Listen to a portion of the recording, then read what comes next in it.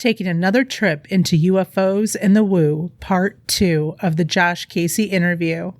Episode 23 of the Michigan UFO Sightings and Paranormal Encounters podcast.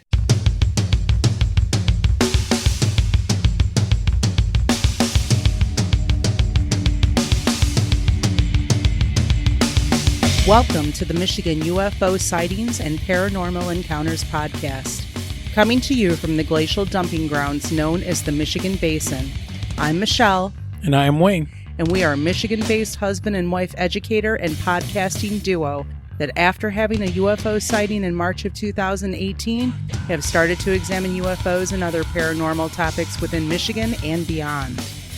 Topics include UFOs, the paranormal, conspiracy theories, ghosts, alternative history and archaeology, cryptids, and all things strange and paranormal. So sit back, grab a drink, and come along with us on this journey down the paranormal rabbit hole.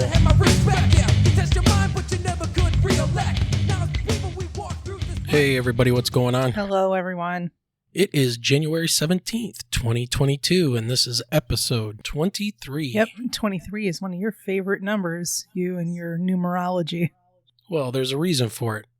Oh, yeah, it's because it's linked to your birthday. So what do we got going on in this episode, Michelle? Well, we have round 2 of talking to Josh Casey. Yes, we're going back into the UFOs and the woo, as people like to say, because it gets really, really wooey.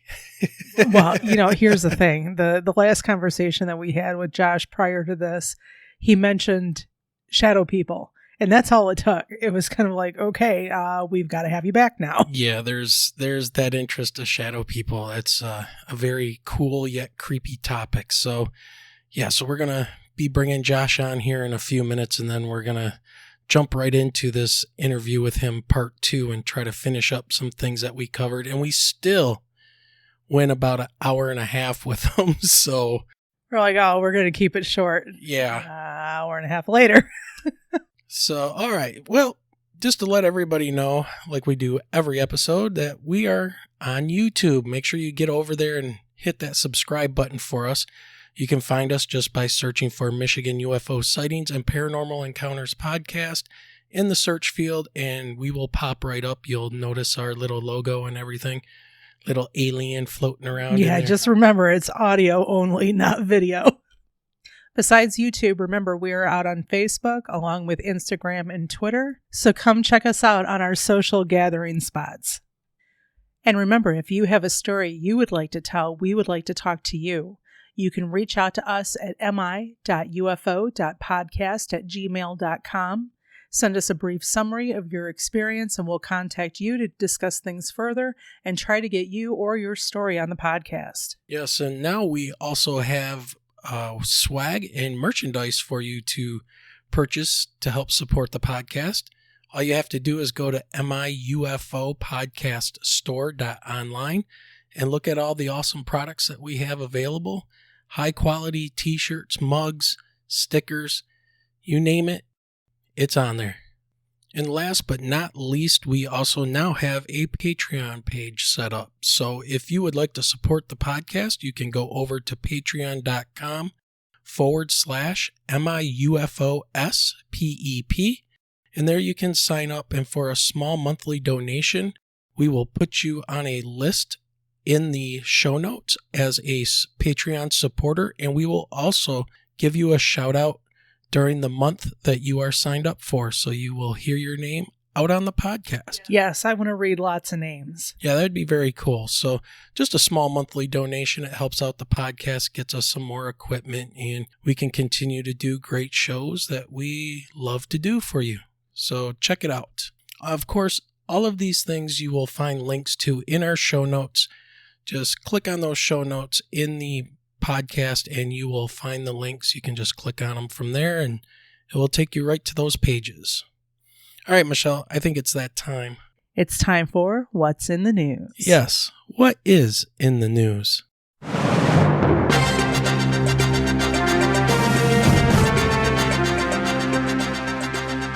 Well, this article coming out of one of of the states that we've flown over and I would love to travel to. We do have a lot of listeners from... We do. Utah's most infamous UFO sightings will have you believing in the unexplained. This just came out just a couple days ago, January 15, 2022. So, during the 1990s, American families gathered around their televisions on Sunday nights and watched The X-Files, where FBI agents Fox Mulder and Dana Scully were part of secret government research into unidentified flying objects. I remember that show. Yeah, that was, you know what, that was a great show. It was, for the time and getting everyone kind of, hooked and interested, besides the movies that were out during that time. But in 2017, the New York Times revealed conspiracy theorists were right all along. The government for decades really did have secret agencies investigating UFOs, and military pilots reported numerous contacts with flying objects. So I guess those were not conspiracy theorists after all. Well, wasn't so much a theory now, was it? And I mean, we've talked to enough people and read enough to know that, secretly they've been looking into these for decades. Unidentified flying objects, UFOs, have appeared throughout human history and are typically associated with extraterrestrial life visiting Earth. As early as 1639, Massachusetts Bay Colony co-founder and governor John Winthrop reported a sober, discreet man named James Everell had seen a great light in the sky running back and forth over the muddy river for several hours. By the time it vanished, Everell and the other men in his boat were a mile upstream from where they'd been, and they had no memory of how they arrived there, according to an account in the New England Today. In modern times, the first well-known UFO sighting occurred in 1947, when businessman Kenneth Arnold claimed to see a group of 9 high-speed objects near Mount Rainier in Washington while flying his small plane, reports through History.com. Though Arnold described the shapes as being crescent-shaped, they were mistakenly reported as being saucer-shaped in the media, leading to the first usage of the term flying saucer. Yep, so the media even got that wrong. And it's funny that we're reading this article talking about Kenneth Arnold and the shapes, the crescent-shaped UFOs, and that's one of the things that Josh is going to talk about. Yep. Now, here we go into Utah. Utah, with its barren deserts and dark, starry skies, has long been considered a hotbed for unidentifiable sightings. Over the years, there have been more than 1,000 UFO sightings in Utah, according to journalistic data analysis website Stacker.com. Some of these sightings have a reasonable explanation, including recent reports of lines of lights moving across the night sky. These trains of brightly lit objects reportedly seen over Utah as recently as February of 2021 turned out to be a Starlink satellite, a SpaceX project launched by Elon Musk, which aims to provide internet service everywhere on Earth, according to Space.com. Other sightings, however, are not so easily explained. Yeah, and, anybody can go on YouTube. I've put these out on our Facebook page a couple of times, what Starlink actually looks like going through the sky if you happen to be at a location where you can see it flying overhead. Once you've seen it and you know what it is, you can identify it pretty easily. I mean, it seriously looks like a bead of pearls flying through the sky, and then they go all in a straight line and they're moving along pretty quickly. So I encourage everybody to go check out what these Starlink satellites look like. We first break into Skinwalker Ranch. My favorite. Yeah, it is cool. Skinwalker Ranch, just 30 miles west of Vernal, is one of the most infamous places in the world for paranormal and UFO activity. The book Hunt for the Skinwalker, Science Confronts the Unexplained at a Remote Ranch in Utah by Keller and Knapp details the UFOs, crop circles, poltergeist activity, and luminescent orbs the former owners experienced at the ranch. Some people even claim to have experienced more strange happenings after the acquisition of the ranch by the National Institute for Discovery Science, or NIDS. Yeah, that's Bigelow's group. According to Keller and Knapp, they investigated close to 100 incidents of UFOs, unexplained magnetic fields, and vanishing and mutilated cattle on the ranch. However, they were unable to obtain sufficient evidence for scientific publication. Today, Skinwalker Ranch is owned by real estate magnate Brandon Fugel, and very few people are allowed access to the property. However, the History Channel released a docuseries called The Secret of Skinwalker Ranch, which we watch in this house, which follows the efforts of a team of experts and scientists who attempt to explain claims of paranormal events, cattle mutilations, and UFO sightings with science and technology. The ranch is also featured on an interactive map of UFO sightings taken seriously by the U.S. government. Next, we talk about the Cedar City abduction. Stories of abductions are not rare. In fact, an ABC poll conducted in 2000 found that as many as 40 million Americans have seen or know someone who has seen an unidentified flying object, or UFO, and a growing number believe they've actually met aliens. Author David Boer chronicled the story of one such man who claimed to have had contact with extraterrestrial life while driving just outside of Cedar City in 1959. According to Boer's book, missile-based technician Jerry Irwin was driving back to his barracks at Fort Bliss in El Paso, Texas, when he saw a glowing object he thought was a plane crash. He pulled to the side of the road, put on his jacket, and left a note in his car explaining where he had gone. When a search party went looking for him later, they found him unconscious, without a jacket, and no sign of an airplane crash. Following this experience, Irwin was given a clean bill of health, but after returning to Texas, he suffered repeated bouts of blackouts and amnesia, ending up in the psychiatric ward in Fort Bliss more than once. He eventually deserted his post, but when Boer went looking, he was able to find Irwin and get a full account of what happened to him in the Utah desert and in the months and years following. Boer published his findings in a book titled No Return, The Jerry Irwin Story, UFO Abduction or Covert Operation in 2017. Boer said there was no archetypical account of alien abductions in circulation. Irwin's story originated before alien abductions had been portrayed in entertainment and the media, making his account unique for its timing. We then take a look into Dugway Proving Ground, a small, unassuming community an hour-and-a-half's drive west of Lehigh. There is nothing outwardly mysterious about Dugway. Conspiracy theorists, however, claim that the military installation nearby is the new Area 51, where the U.S. government conducts tests based on hidden extraterrestrial technology. According to the U.S. Army website, Dugway Proving Grounds is the nation's leading test center for chemical and biological defense, conducting efficient testing and support to enable our nation's defenders, interagency partners, and our allies to counter chemical, biological, radiological, and explosive hazards. The installation has an area of 800,000 acres, which is slightly larger than the state of Rhode Island.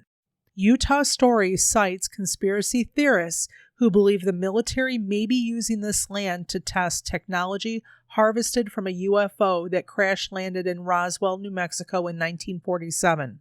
Eyewitnesses in the area have reported odd sightings near Dugway, including a man who described a jet that vanished into thin air and a former police officer on the Goshoot Reservation who claimed to have been traveling down a deserted road in the West Desert when a flying saucer whizzed by.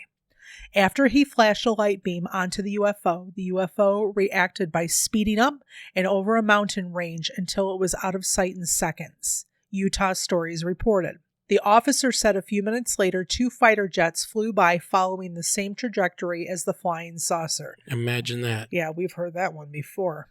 When the writer for the Utah Stories article tried to obtain access to Dugway to observe the community firsthand, he reported he was denied access for having an unpaid ticket on his driving record. Okay. You got a ticket. You can't come in. All right, and to wrap things up, UFO reports abound. In addition to these accounts, there are many others spread across the state, from Neola to Kanab and Lehigh to Hurricane. A 1996 Deseret News article, Frequent Flyers, recounted many incidents where people were willing to talk openly about their UFO experiences. Utah is even home to the Utah UFO Festival, a 3-day event scheduled for August in Cedar City this year. The website states this festival includes renowned speakers and experts, movie screenings, radio broadcasts, vendor booths, live music, alien trivia, a human and pet costume contest, beer and wine tastings, dining, cosplay.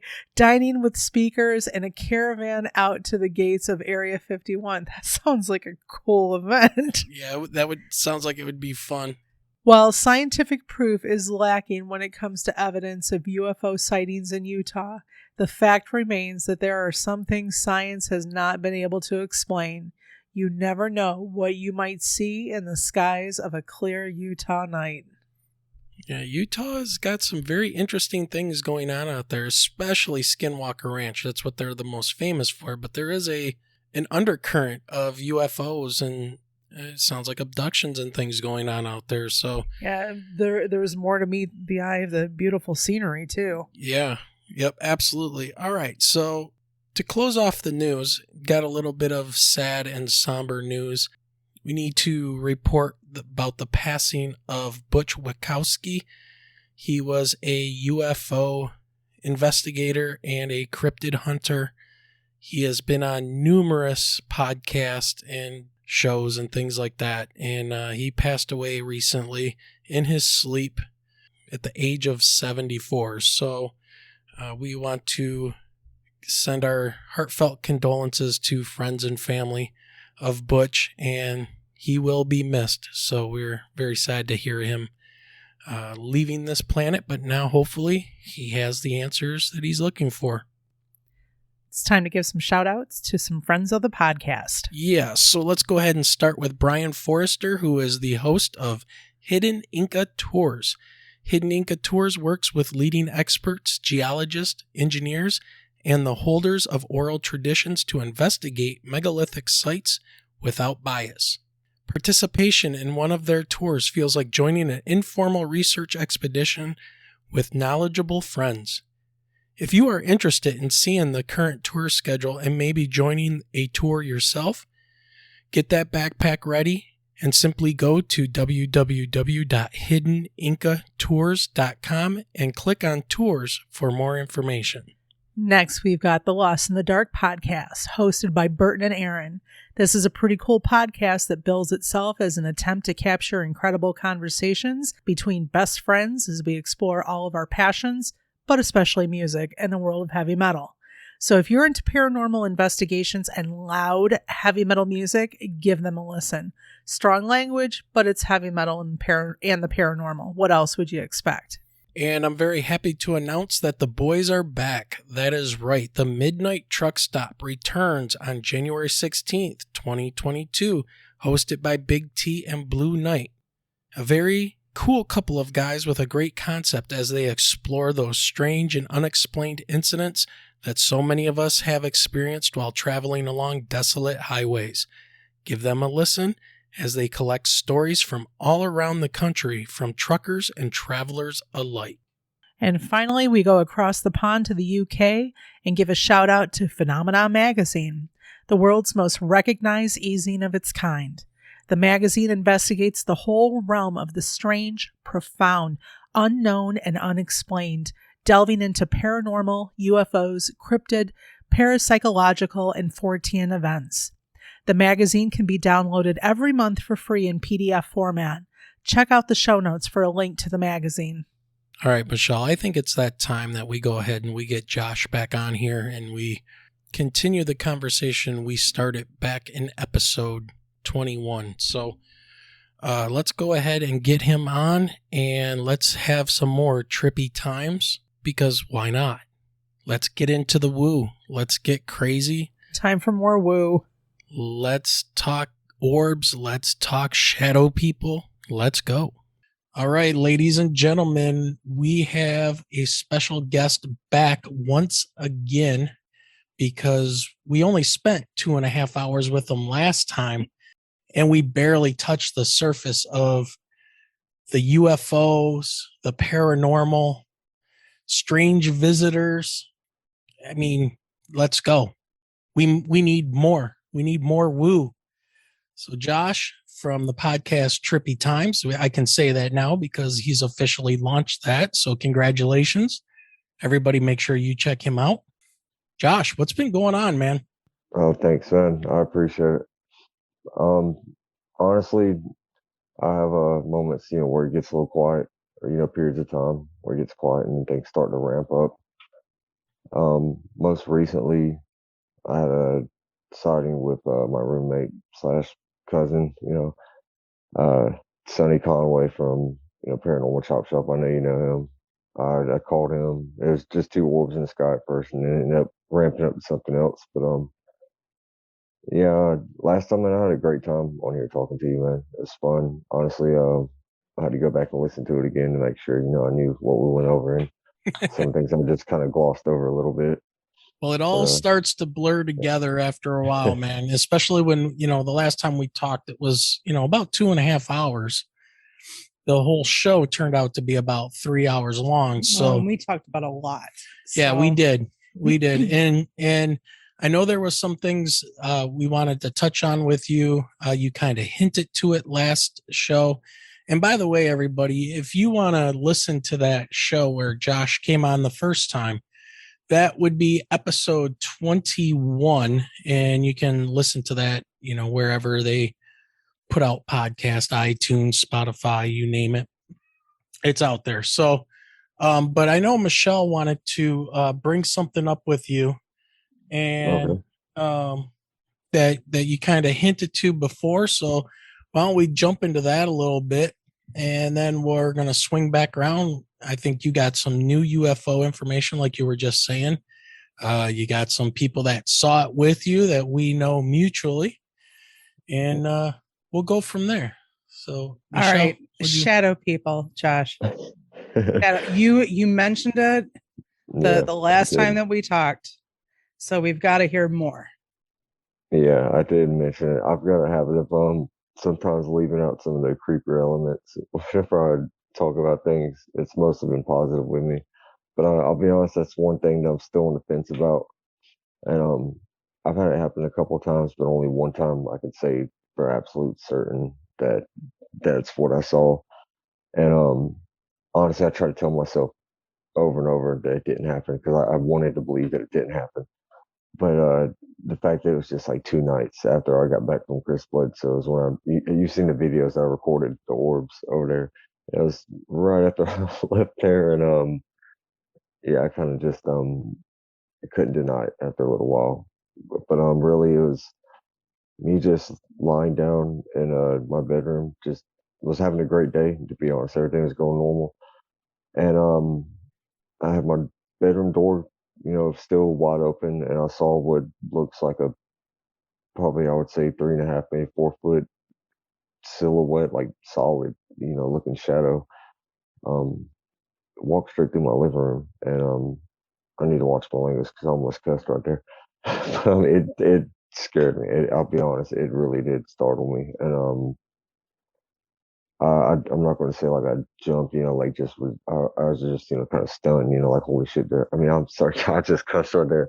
That's all right. I tried so hard not to do that. Yeah, I couldn't. I'll be honest, I couldn't sleep well that night. But was this after you had orb sightings? You said, yeah, just a couple nights after the videos that I recorded at Chris Bledsoe's house. It was about 2 or 3 nights, I want to say, after I had recorded those videos, and everything was going good. I was actually having a great day that day. I remember that. And I lied down and just walked straight through, my house. I mean, I'm not going to say I felt threatened at all, but just something being that close to me. And like I said, I tried to deny it for a long time because I wanted to believe that that I was just seeing stuff. But I remember how solid this thing looked, that walked through, and the fact that it was so close to me having this experience, which was a positive experience, like I mentioned earlier, at Chris Bledsoe's. I, like I said, I couldn't deny it, you know. And I mentioned to a few other people, mentioned to Sep Talk, my investigator. Um, they all said the same thing, you know, that it definitely, if it felt real to me, it more than likely was. Did any of them mention whether or not that they thought that maybe this entity attached itself to you after seeing that at the Bledsoes? Well, Chris Bledsoe, I mentioned to him and I asked him, you know, if it's something that I should fear or not, because I didn't know how to feel about it. He said, you know, it could be a relative or something, but he did tell me, you know, about the whole hitchhiker thing, which I think I mentioned to you, and there's a video attached to videos that I made where I saw orbs as soon as I got home from Chris's that night. But you know, I definitely feel like it just relates to it in some way. You know, I really don't know if it was something, you know, evil or not. It didn't really feel evil. It just more caught me off guard.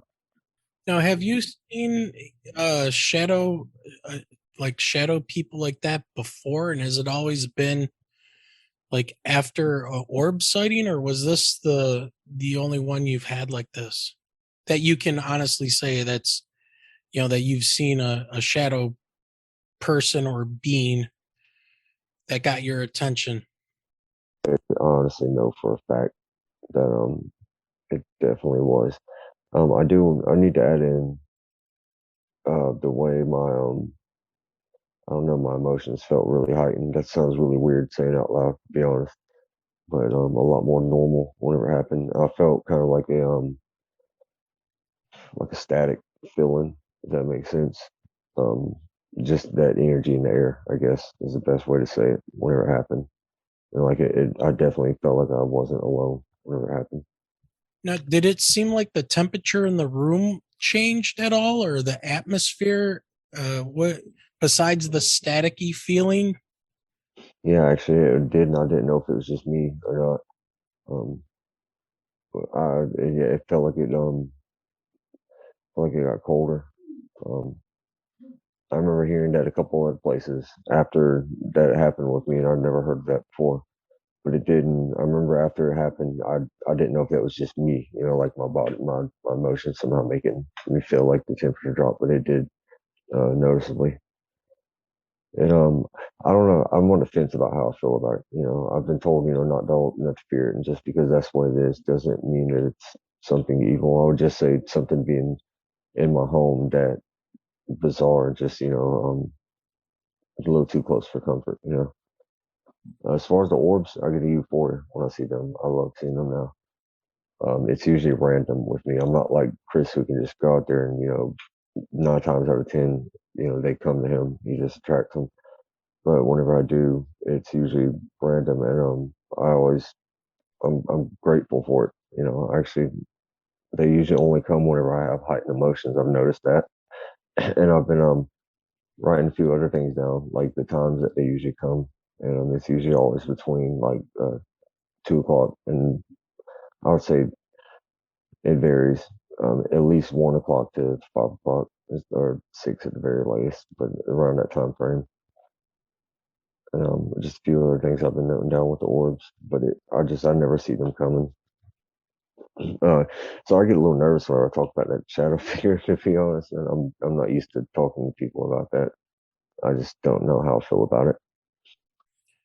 Well, what kind of sense did you get from it? You didn't feel threatened at all, right? You just almost like an invasion of your home space by whatever this thing was. Yeah, and at first it was kind of like, you know, holy crap, did that really happen? You know, and like playing it over and over in my head like a million times. You know, and it's like even though I want to believe it didn't happen, it was so realistic. You know, it wasn't like I saw a shadow on the wall. You know, it was like a solid shadow It walk was through. like three-dimensional. Yeah, yeah, definitely. Just bizarre, just unreal. I can't say that I looked directly at it, but it was just about. I mean, just so close. You know, walk right by, but enough of my peripheral where I was almost looking directly at it, where I clearly saw it in the corner of my eye. You know, as clear as I could, at least. Um, Man, it didn't look very tall. I don't know if it was like a child or what, but I remember it only looked like it was definitely less than 4 foot tall. Did anything happen after you saw this? Was there any more high strangeness after this thing walked by you?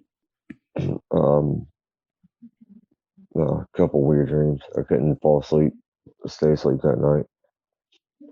Um, a couple bizarre dreams. I really don't. One of them's a recurring dream that I've had a lot. Just where I'll be driving down the road and I suddenly pop up in the passenger seat or the back seat, and I'm panicking trying to get to the driver's seat before the car crashes, and that's I don't know. I always wake up before like I run off the road, but that's one of those dreams that jolts me out of my sleep. Yeah. Um, but I think that just had to do with the way that I felt, whenever it happened. No, I can't really say anything. Like I said, I didn't feel threatened at all. It's just a shock factor. Just seeing having something like that happen. I had to have gotten up and walked around my house like at least 4 times afterwards. Just Do you think yeah, there was some kind of message or something that was involved here, or just something letting you know that it was there? I'm not sure to be honest. I wish I Yeah. knew. Um, I think that's something I've been kind of purposely not wanting to think about so much, but I probably need to a little bit more. I mean, I have thought about it. Um, just like I said, I didn't want it to be real. I really didn't. But it just, yeah, there's just too many things, you know, that made it credible for me. Yeah. Being so close to the experience with Chris and just how vivid and how 3 dimensional it looked to me. And not to mention, I feel like if I'm not mistaken, I heard footsteps too. I could be mistaken on that, but I really remember feeling like I heard the footsteps. It happened so quick, man. My hair's so long. I was just standing up a little bit on that. I don't mind talking about that God all the air stuff. For some reason, that just gives me chills a little bit. It's just odd. Well, the last time we talked and we left off our conversation, we were talking about the Anunnaki who was saying that Yeah. he was you and you were him, and he Yeah. took a picture of that tattoo to make it stick. Yeah. Yeah. So if that doesn't creep you out, well, then you got shadow people there that to help you I out don't as know. well.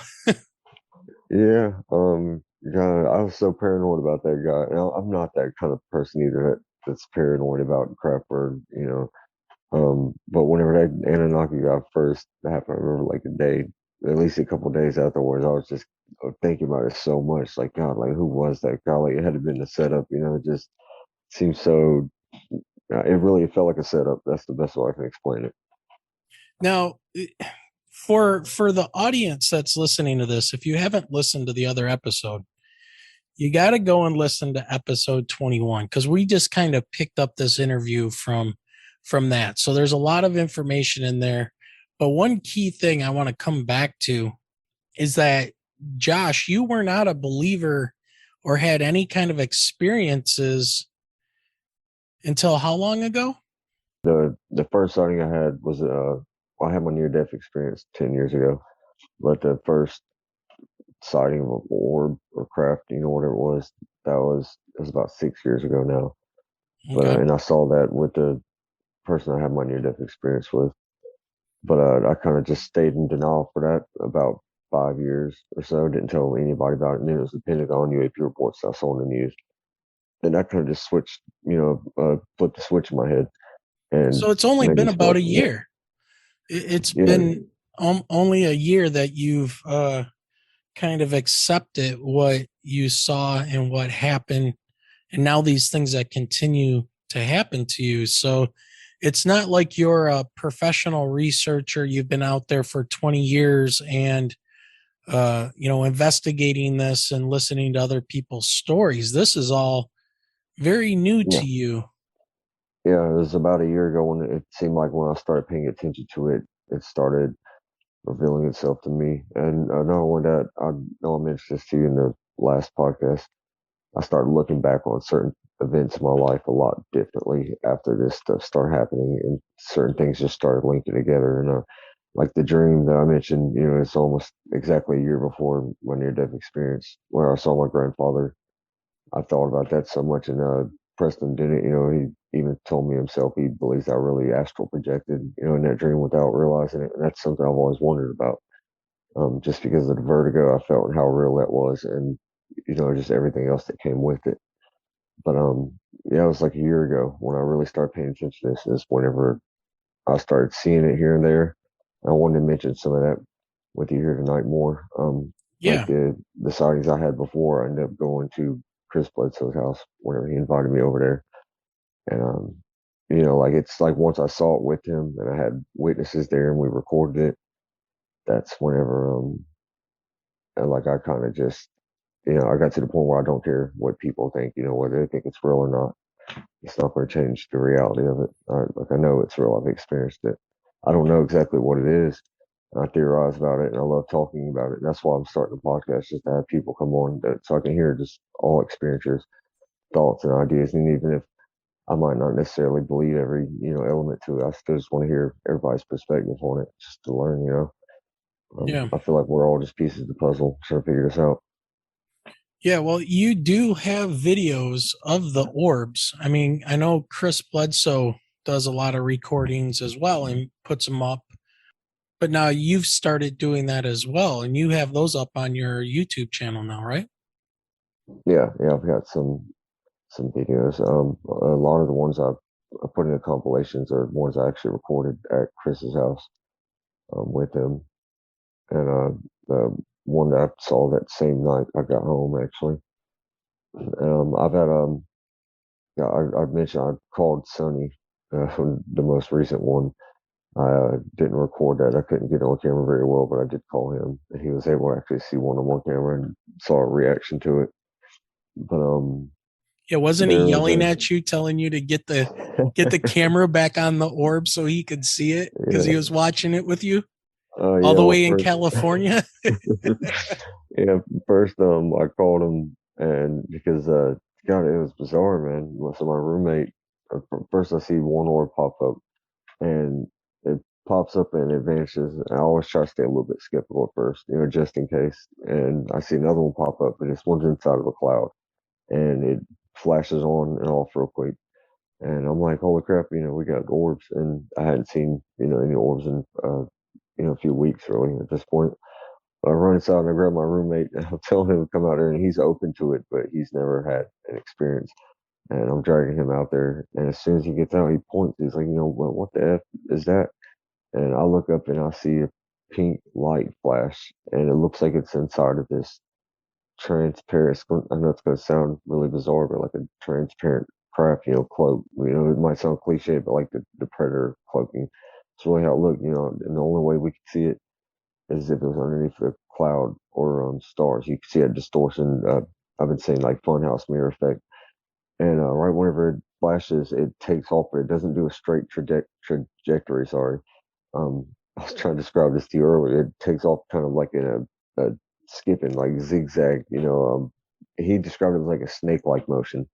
And whenever he said that, got all my hairs on my arms stood up. I've never seen anything like that before. I've seen the orbs mainly. And one of the craft, I can't remember if I mentioned it in the last podcast before, the crescent shaped one. But so this is like the second craft that I've actually seen. But it takes off and does this maneuver, and it comes back, and he's like, did you see it move like a snake? And my mind is just blown, and it comes back, and two or three times I would say it circled around our entire apartment, above my apartment. And when I had Sonny on the phone, I'm trying to record it, but I can't really see the cloak thing or whatever. I can on the camera at all. I can barely see with my eyes. But he could actually see the two orbs that I'd recorded. And yeah, at one point I was actually pointing the phone at my own face. He mentioned that. Yeah. I was I didn't even care about the orbs, to be honest. I was paying more attention trying to get this craft or whatever it was. And I ran back inside, and he thought that I was running inside because I was freaking out. I was trying to get to the front of my apartment, so whenever it circled around my house, I thought it went, to the front, and it came all the way back around. It was just, I mean, it was bizarre. It was odd. I've never experienced anything like that. You said it was kind of like translucent, almost like it was cloaking like the predator, and that cliche has been used a lot now. But can you describe, was it an orb type of ship, or would you say it was more like a disc? Could you tell what its shape? That's what's really I can't really put my finger on it. I couldn't tell the exact shape of it. I will say I know it wasn't any bigger than like a small car, and it was underneath the cloud. That's the only way that we could see where it went. Was when it was underneath the cloud, and it was really hard to pinpoint a lot of time. I pointed out once, he pointed out. Um, it was so I almost want to say like a box type shape, but maybe not quite, like box. It's kind of hard to tell exactly what shape was. It's more like you looked up and you saw just this little area of the sky that's, it's a small area and it's just really distorted and you can't really see it until it moves. And whenever it moves, that's whenever you notice it. But the thing that really just caught me off guard is the zigzagging motion, or he said the slithering type motion whenever it shot off, and it did it at really decent speed from a straight standstill. Just shot off, like this odd trajectory. And then it comes back and it circled you guys around that apartment a couple times. Yes. Once the first time it circled, it came back immediately from the other side. So it just takes off to the right, and comes all the way back on the left, like just a huge circle around the apartment. And I mean, immediately, it almost seemed like two separate ones. Like it almost was kind of like it just shot off one side, it came back on the other, from a standstill. And God, I'm kind of just stunned that I'm seeing something up here moving like this, and there's two orbs, and like I mentioned earlier, one of the orbs flashed inside of this craft. It's like the pink light flashed on and off really quick, and that's where it shot off in the zigzagging, motion. The first time that or second time that it shot off, in this curved way around the top of my apartment, it didn't come back around immediately. I don't know if it's like it just shot around and it stopped for a second, on the front side. And that's whenever I run inside. I'm talking to Sonny, and he's telling me to get back outside and try to record it. That sounds like Sonny. Yeah, this is a fairly recent that this happened to. Yeah, when was this? 2 weekends ago. Okay. Yeah. Well, it's interesting that you bring this up because I had a coworker of mine come talk to me in the teacher's lounge for a few minutes, telling me that they had seen what they thought was a very large disc object that was looked exactly like what you're describing. They could see it under the cloud because it almost looked like it was a piece of plastic or a circular piece of glass that was passing over their heads, but making the cloud behind them look like it's going in and out of focus. So it caught their eye, and it was very, very large. And I didn't tell you this earlier, but what you were describing with how you were trying to keep your eye on that craft, and it was cloaked kind of a thing. That's exactly what one of my coworkers was telling me that they saw up here around 2 weeks ago. It was right before Christmas break that they were telling me about that. Yeah. So I know exactly what you're talking about. With the triangle craft that Michelle and I saw, you could see this triangle because the lights in the corners were very large, and it kind of lit up the area underneath it slightly, but it looked like the light was being absorbed up and around this craft. So it was so low though, and there was so much light reflecting off the street lights and stuff that it looked like it was trying to absorb this light. And it looked like a heat, like a heat mirage that you would see in the summertime, like off of a hot road. And it had that wavering, the light was kind of a wavering thing going on there, but we could still, we could still see it because of the lights in the corners as well. So, man, that's a great story. But this is something that people, even Michelle and I, have seen. And as of recently, 2 weeks ago up here, that one of my coworkers said that they saw something like that. Except it was a very large, like a large oval shaped craft. Now, their angle, to the craft, was it maybe a big orb, but they only saw it from underneath, so it looked like a disc, or those kind of specifics I'm not sure of. But what I do know is how they were saying it was cloaked, or how it was like distorting the light, and that distortion of the light caught their attention. Yeah, and the first pink light that I saw, like a pink orb, it just flickered kind of, it was off and on real quick, but it was like in the very middle of whatever this distorted, craft was. Whether it materialized into that craft, I don't know, or if the orbs came out of it, I'm not sure.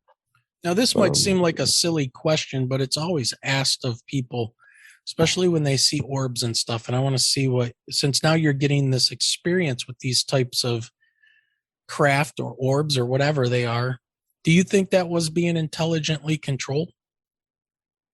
Yeah, I definitely do. Like, whether it was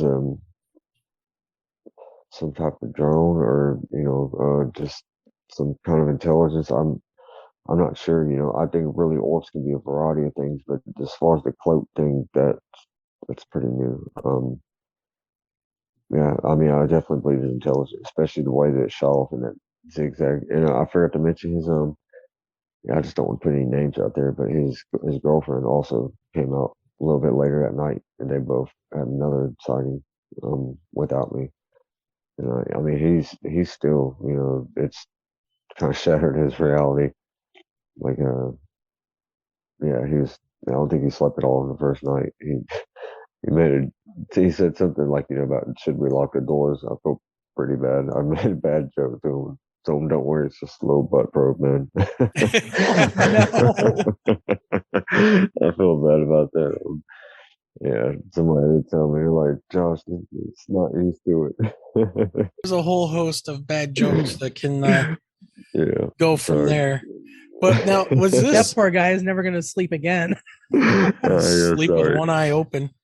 Yeah, I told him I was joking. I had to think about the fact he's not used to it. And Sonny pointed out that, it's like, you weren't paying any attention to the orbs. And I was like, yeah, dude, I'm trying to, I've seen orbs now. I mean, I love seeing orbs, but this is something new, that it just, kind of push that to the side to me, like I've seen that before. I want to see what this is, like it just catches your eye as soon as you see it. And the fact that he pointed it out too, it's just like immediately, it's like, it makes me think of how a lot of time I'll go out and when I see these orbs, it's exactly where I'm looking. And I don't know if it's because, it wants to appear where I'm looking, or if I'm sensing it, that kind of like it, like intuition, I guess, just, tell me it's going to be right there. And, I don't know, but, I really did think that, just the way that he walked out, and it's like immediately the first spot that he looked, it was right there, that's just a personal opinion of mine. Yeah, but you're also able to catch them on video, right? Yeah. Yeah. Not every time, but sometimes, yeah.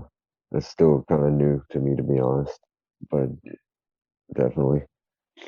So one of the things that we talked about as well was, all of these weird synchronicities and stuff that have been going on.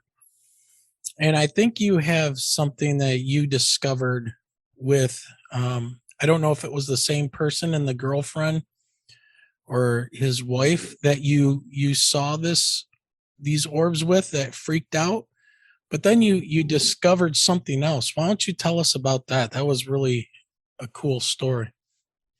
Yeah, that's a friend of mine. I'm not going to use his name. Not the same friend that I'm speaking of now, but I've lived here in Warrington for a couple of years now. He's one of the first friends I met or made whenever I came down here. So, been hanging out with him, for a couple of years, and or yeah, I'd say about a little over a year, and that's whenever I started coming across all this UFO stuff, and I started experiencing it again myself, and I'm kind of just questioning everything. And I mentioned it to him. He's one of the first people I ever mentioned it to, and I'm sitting here thinking, I'm going to get laughed at or ridiculed or something, and he he's extremely serious. He's like, no, Josh, I'm like, I believe it. We believe it. They both tell me that they've experienced something. So it turns out, about 10 years before, when they were both teenagers, they both here in Wilmington. Well, it's Hampstead, right? Next to Wilmington, kind of like a small town, outskirts of Wilmington. Well, they they're having a child together now, by the way, and they're about to get married. So the male friend of mine, he looks up and sees like this huge distorted triangular, shape, kind of like what you described, what you and your wife described seeing. Sounds almost identical, to be honest. And it's like blacked out sky behind it, I guess. I think he said it had like a shimmery type effect to it. I can't remember exactly the details, but what's really remarkable about it is that the woman that he's marrying now, the mother of his son, she experienced or witnessed the same craft the same summer. They pieced it together. They hadn't met until like 5 years after they both experienced this. And whenever she saw it, she looked up and it freaked her out so bad that she just kind of broke down in tears. But they sat down and started talking about it one day, after they'd already been together for like a year, ended up piecing it together and realizing it was the same summer, of school that year. And that there was actually, come to find out, like quite a bit of people here experienced it that night. I think that weekend it was like multiple days that people experienced that same triangular craft. I wish I knew the exact year. I could get it from them sometime. Apparently, it was even in the newspaper down here. Yeah, that'd be interesting to look up and see if there's people that reported that in that area. But what's cool is that these two people, were they middle schoolers and they didn't know each other at the time? Yeah, I think he was in ninth grade and she was in eighth grade. She's a little bit younger, but yeah, Okay. they didn't know each other until years afterwards, and they didn't find out until after they'd been together already for about a year or so. And that's I don't know how they got on the subject one day, but it turned out it was a life changing event for both of them. They didn't even realize it. That is bizarre. Yeah, I think that's really incredible. It's bizarre. I don't know. To me, I just sorry. I mean, throw out like they're two of the last people I would have ever expected to hear this from, and I had already known them both for like a year before. Yeah, and there's been more like that. There's a lot of people that are coming out now that are talking about this stuff, and there's always going to be those people that are in denial, even though they see it with their own eyes. They ask for UFOs to land on the White House lawn, and if they actually did, they wouldn't believe it. They would say it was some kind of conspiracy or something like that. Yeah, definitely. So, I mean, hell, I'm a science teacher, man. I didn't believe any of this stuff. Did I believe that there could have been extraterrestrial life? Yeah. The universe is huge. There's lots of planets, lots of stars. Chances are that, yeah, there's more life out there than just here. But would they be here? In the scientific mind, you think, unless they have some way to travel faster than light, even an advanced civilization is not going to be able to survive a trip to where we're at, to our nearest star. It'd be a very, very long time if they could not go at least the speed of light. And if they could, it would be like 5 years at the speed of light to reach here. But obviously now, when we were talking about Skinwalker Ranch and what you found out, this is what I thought was cool, was that I asked you if you knew anything about the terrain or the local area that might be a part. Sometimes geology plays a part in, ghost sightings and things like that. Like there's certain crystalline structures that might be underground that might trap energy and, things like that. But you found out that there is something going on there close to your town, which I think, and we could jump even comparing some of this to like Skinwalker Ranch. Right. You know, portals and Vortex. things. So yeah, so tell us Yeah. what you found out. Right. So yeah, I found out from Seb Talk. She was the first guest on my podcast, Trivia Time. That there's a vortex in the North Carolina area. I believe it's on ley lines, if I'm not mistaken. Yeah. Sorry. She showed me like a map, and I apologize. I meant to send that to you actually before we did this, but I'll send it to you afterwards. That's cool. And she's got all these like I guess like hot spots for activity around. And if you look on her, it was right around the Fayetteville, Wilmington area actually. It's right there. The Cape Fear River is really, and I'm not the least bit surprised to be honest. I've met other people now since the last time I spoke with you that said they had actually somebody came on Chad Smith's podcast who I had some crazy synchronicities with. By the way, I'll have to get on that later. Out of this world, really. He saw his first UFO sighting at the Cape Fear River. Yeah. So yeah, and there's another ghost hunter guy that was on Chad's podcast as well. He said he came here and there's a lot of activity, more on the paranormal side. Yeah, it seems like that's a hotbed of activity there. And if there is some type of a ley line / vortex, however that works, that they're saying is there, that kind of makes sense. I mean, now you're seeing, a shadow person and then these orbs appearing and disappearing. And that river, wasn't that river where you had your first sighting? Yeah, the very first one.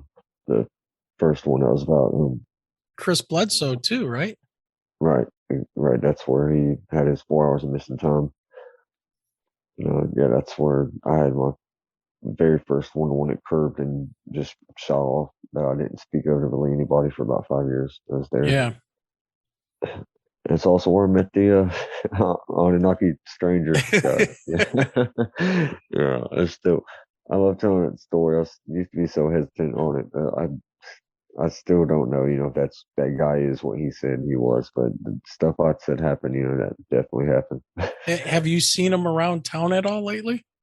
No, and I've actually, I will admit, I've drove by there before to that spot just to see if he might be, but I have not seen him once. It's so weird. Yeah.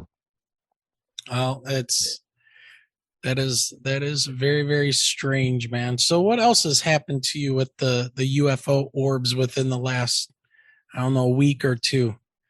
I wouldn't say really much other than what I told you about earlier, as far as like the last week or two. Well, I will say about 4 weeks ago. Yeah. Yeah, I saw one that I don't know how to say it. I don't know. It felt more. I've got this opinion that some of these orbs are maybe just completely extraterrestrial. Some could be more spiritual. And I used to just be completely nuts and bolts. As they say, it's starting to get a little cliche, but um, that's how I was really. And now I've kind of changed. But I saw one that just kind of felt personal to me. This was about 4 weeks ago, and 4 or 5 weeks ago, really. My grandmother was going through some medical issues, and she's okay now. She's doing really good, but she was hospitalized, and I don't know. I just was kind of thinking something in my head right whenever I did. It was just absolutely incredible. It looked like sparks flew off it, almost like I mean, so if one person were to see it and not look straight at it, they would say it was a shooting star. But I want to ask, like, are shooting stars supposed to go up? Like, because that's, I never thought, gravity makes them go down, right? Just what Yeah. I've always assumed. Yeah. If it's a, If it's a meteor, yeah, it's just a shooting star and it's on its way down. They usually don't make it to the ground. They usually burn up in the atmosphere, and it's usually pretty quick unless they're large enough, and then you'll get an impact. And Right, but you won't ever see one going up though, right? Like at an upward angle. Like that's what kind of and it wasn't even a straight line. It was up and kind of with a curve, and it looked like almost like sparks flew off of it whenever for a split second. no, Yeah, you like don't see rocks moving up at a high rate of speed from the ground towards space unless they're being launched. But in order for you to see it, it would have to be moving so fast to create that friction that it would have to be burning up on its way out. And that's the opposite of what happens. yeah, yeah. It's I wish I knew how to explain how these orbs work, but I can't. It's totally just I I had a belief system built up, and just now I've experienced things that just made me look at everything differently. I try to keep a little bit of skepticism, for everything, but I'm open minded now to just so much more than I ever thought I would be. And Well, you're open minded, and to the point now, you're having people approach you, aren't you? yeah, Just somebody you were talking to recently with some missing time, I think you said. oh yeah, yeah, a friend of mine. I don't know if he's here right now or not. He was out there talking to my roommate earlier. Yeah, this is a guy. It was synchronistic. I'd already been hanging out with him for a couple weeks. Just a cool guy that met. And, him and his girlfriend tell me that through conversation, I kind of like just was beating around the bush. I guess trying to like build a vibe if they're open to it. And they tell me that they've experienced orbs and stuff. They're both of them together. So he had I think 4 hours of missing time is what he told me. And actually, me and you were on the phone with him earlier. That some of that stuff you heard, that was the first time I had heard of it. I actually speaking to him about possibly coming on and sharing his story, but I feel like he's still searching for a lot of answers himself. Oh yeah. And, yeah, he spoke of if I'm not mistaken, correct me, because I think this is the part that you were there for. Didn't he say something about like electricity? It looked like he said he saw like a flash, but he was inside of his house. And next thing he remembers, 4 hours of time gone by, and he woke up outside, like close to his neighbor's yard. To this day, I guess doesn't have any explanation for it. If I remember right, he said he was out of breath, like he had been Yeah, running or something like that, but 4 hours had passed after this flash of light. yeah, that's right. I forgot. Yeah. Sometimes he said he was woke up out of breath, exhausted, like he just ran a marathon. Yeah, he said way out in the yard, almost in his neighbor's yard. It's You crazy guys got stuff.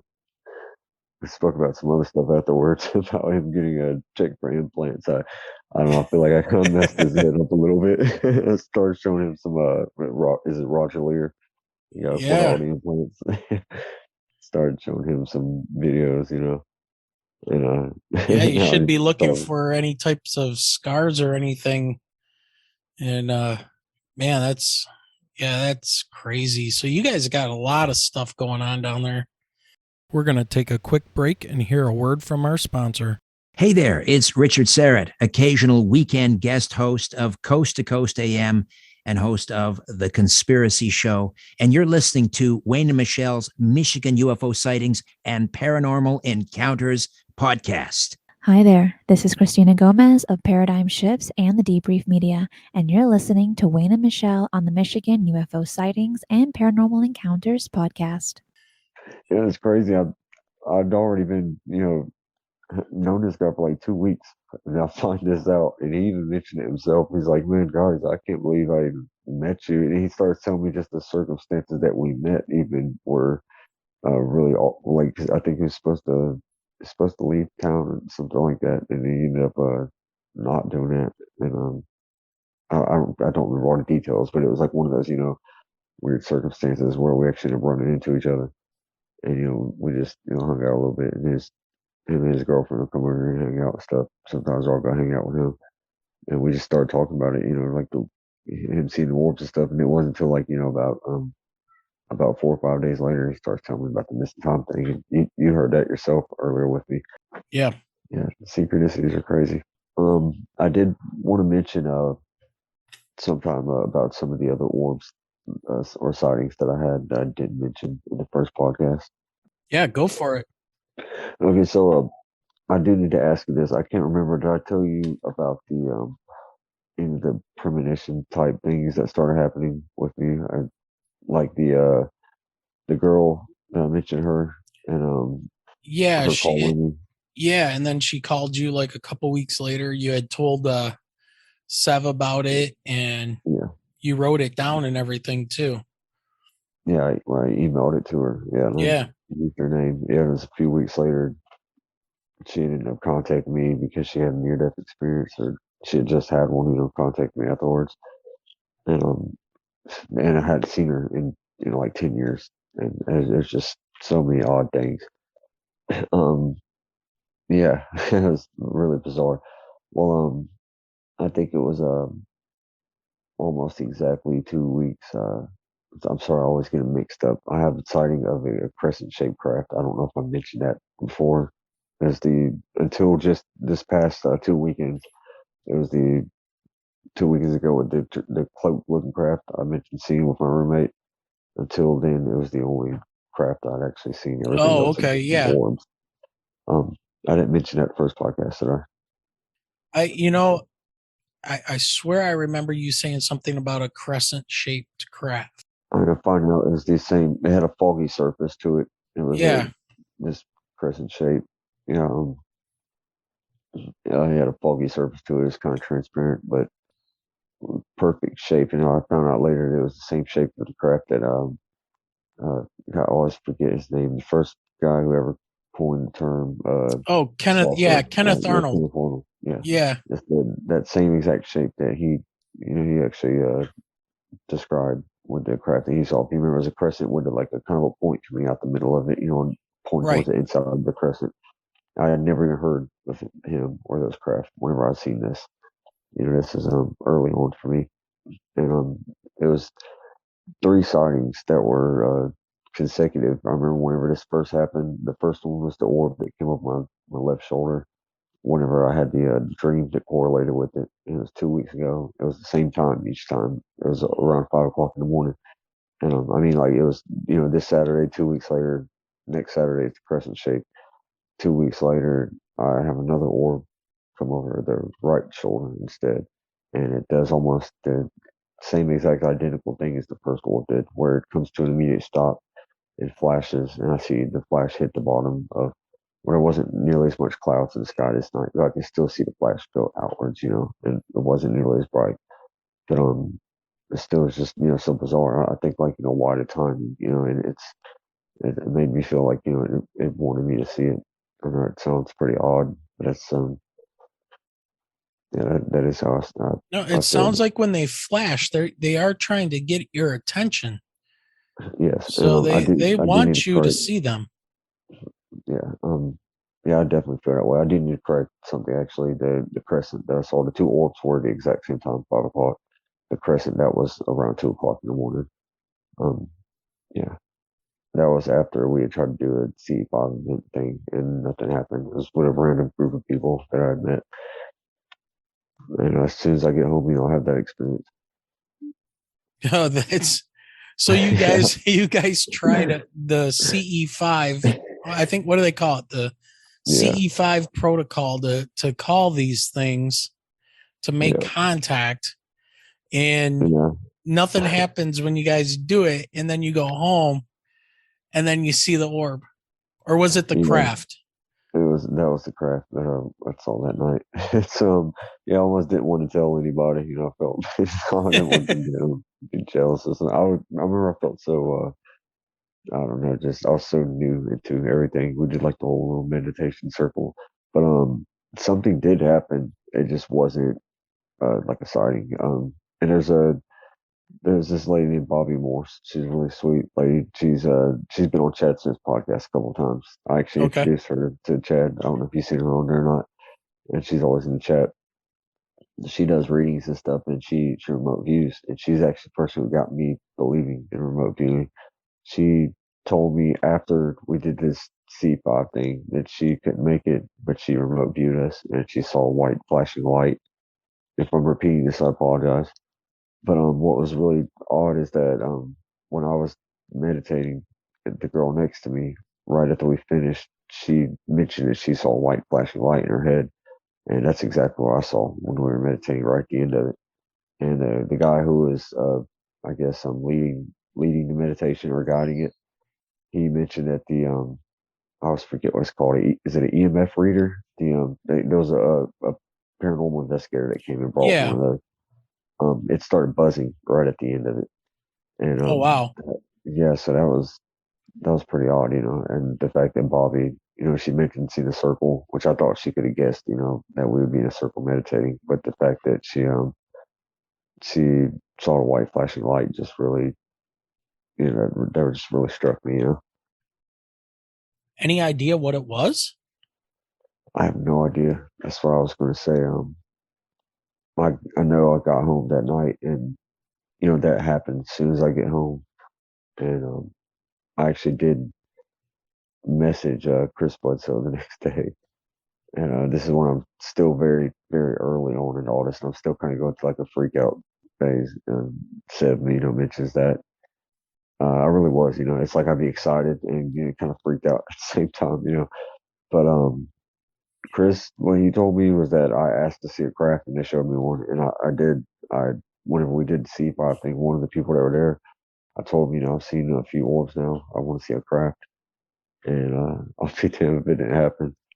Wasn't like I was expecting, and it was flying on its side. I think I drew a picture of it. If you might have seen that, first picture I drew was sloppy because my hands were actually so shaking from it. But it's like it was, like a crescent on its side, and it was just not fast either. And it faded away. And I remember looking at the trees to see if the wind was blowing, and the trees are dead still, and there's no fog, or cloud in the sky anywhere. And it's just like as soon as I walk out, just bam, just like over some apartments at that. It just blew my mind. I'm thinking, how is this thing not falling out the sky? Would you be able to like estimate how big this thing was? I tell people about it seemed like it was about the size of like I could be a little off. It really looked like it was about like the size of a 2-story house. I'm Oh, not wow. even exaggerating. Yeah, it had size on it. That's what freaked me out, to be honest. I almost dropped my phone off of the apartment, the third floor balcony. Oh, when you saw it, you dropped your phone. Yeah, I almost dropped it off the third floor. I tried to. I mean, I was already holding my phone. Sorry, that's yeah. I didn't even think about trying to record it. I just remember walking out and already have my phone looking at something, and I looked up and see that, and first thought that goes to my head is, like, what the f is that? And I was just kind of so shocked. I just remember my hands immediately started shaking. I think it's just because not because I felt threatened or anything, just because the size of this thing that I'm seeing, and this odd shape, and it's that shape that I drew. It's that perfect shape. I mean, literally like a fine edges, everything just perfect. It's just got a foggy surface, and it's like I can see straight through it, and it glides for a few seconds, and it just fades out, just like just almost like a ghost. I know how weird that sounds, but that's what I experienced. I don't know how to explain it. I wish I knew how to explain it. It shattered my reality. It really did. First, I see these orbs, and I'm like, okay, this is cool. And then I see this massive thing, and it's just over Wilmington. A busy area at that. Right. I mean, it's just it's hard. I get a little excited telling that story sometimes, but it's. Well, it's hard. It's hard with the orbs because you can't really get any detail off of what you're seeing. I mean, they're flashing, they're zipping around. We've seen them here. I've got some pictures of them, and Michelle's got some video, and we've had some people send us some videos and stuff. And they look like little balls of light, but they're so bright. You can't really get a good feel for how far away they are or what size they are, but you can definitely tell that they're not Chinese lanterns because they're going against the wind, and they're going up, they're going down, they're going backwards, they're going forward. They're moving around. And could these be faked? Could they be drones or something? Yeah, okay. There are people out there that are faking these things and Yeah, could put some them, very right. They could put some very bright lights on these things, but okay. So you're going to go out and fly a drone between 2 and 5 in the morning in the hopes that while you're flying it around, somebody's going to be out there to see it and freak out and then take videos of it or whatever. It just, you're really committed. Let me say that these people are really committed to faking these things if that's what's going on here. And I just, is it possible? Yes. Is it plausible? I don't think so. And I don't know drones that can take off at high rates of speed. And they're usually too small to be tracked on radar. So these things that the government's tracking and things with their newer sophisticated radars are not, it's not one drone. It's not two drones.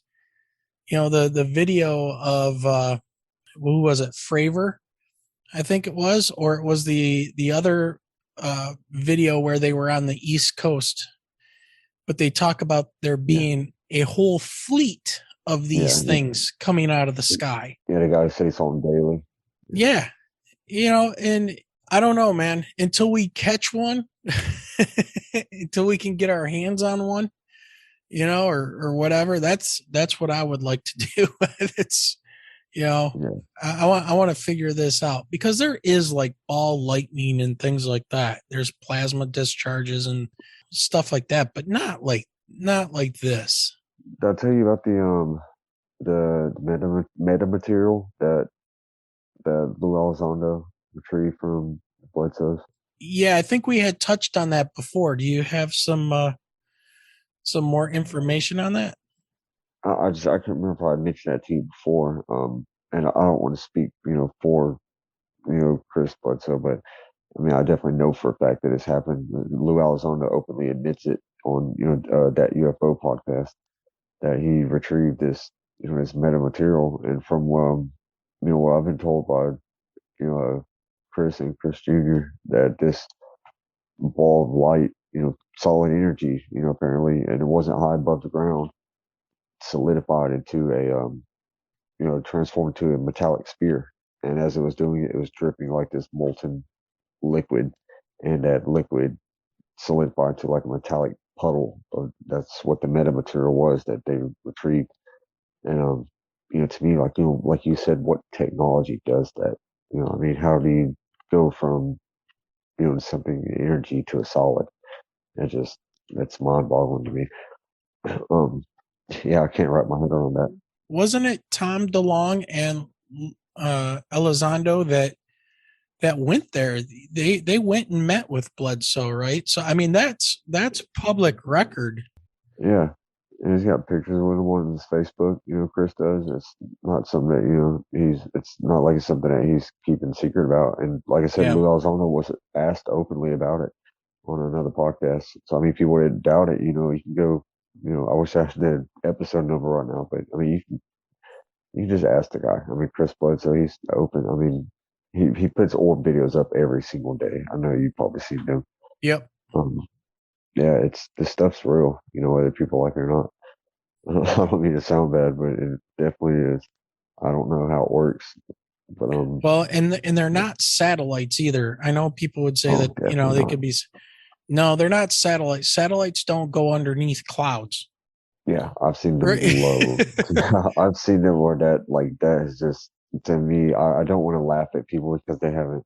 And I don't, I'm not trying to say that I'm the most experienced person because this is new to me, but I've seen them low enough where anybody that tries to tell me they're satellites, I'm like, we're going to respectfully just disagree because I know for a fact, nobody could ever convince me now that they're satellites. I've seen a couple of them, low, like even lower than the one I told you originally flashed, where it hit the bottom of the clouds. I seen another one that was so low. I mean, this is, I want to say right about the time that I did the last podcast with you. It might have been right afterwards. maybe about a week or so, it seemed like it was low enough that it could have hit power lines.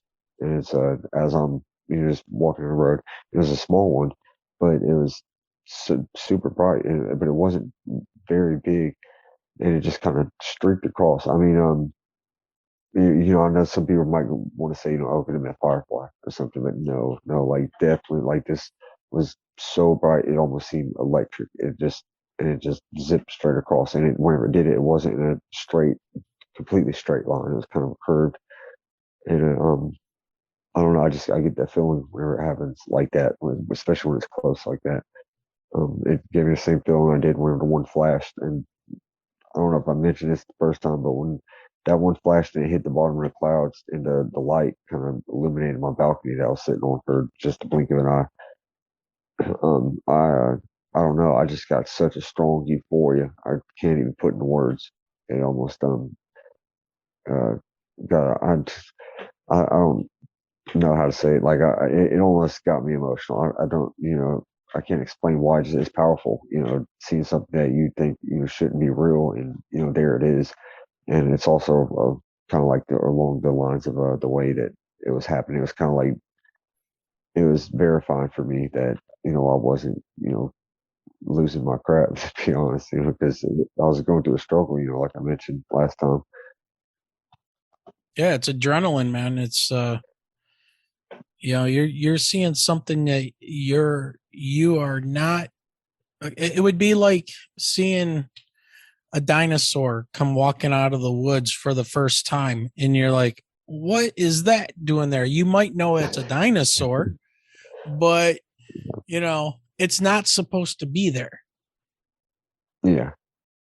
Sony described I spoke to Sony right after I went to Chris's and recorded all those ones I got on video. He said the best way to describe me was a mix of extreme fear and excitement. I think that's a pretty good way, to explain how I felt, especially early on. Now I've gotten a bit more used to it, but well, when I was in flight school, when I was taking my private pilot's license, we were always joking around with the flight instructor and stuff. And one of the things that he said was, being a pilot, it's long periods of boredom while you're, flying the plane. It's basically, autopilot, and it's doing its own thing for long periods of time. And then those periods of time are usually interrupted with sheer moments of terror. Usually when you're getting ready to land, or there's a lot of things going on, or you think something's going wrong, because being in an airplane, that's the last place you want to start having some kind of problems, or, you have a close call with another aircraft or something like that. And, everything's fine and relaxed. And then all of a sudden it's instant adrenaline and terror. Like, oh my God, what is going to happen now? So. Yeah, definitely. Yeah, definitely. Did you happen to see? I don't mean to change the subject up, but on Chad Smith's podcast the other day, I know I get on the subject of synchronicities a lot. I have a lot of theories about that, but there was a guest that came on there, and I didn't mean to like take over his show, but me and him, man, we just started finding out a few things. Turned out we had all these crazy synchronicities that lined up. So not only his name was John, I think, like John the paranormal guy. He was just on there maybe like 2 or 3 weeks ago. I did not see that one. It was wild. This is right at the beginning of it too. Find out that he lived in Wilmington for a little bit, and he also almost died in a car accident, like I did. He had his first UFO sighting at the Cape Fear River, like I did.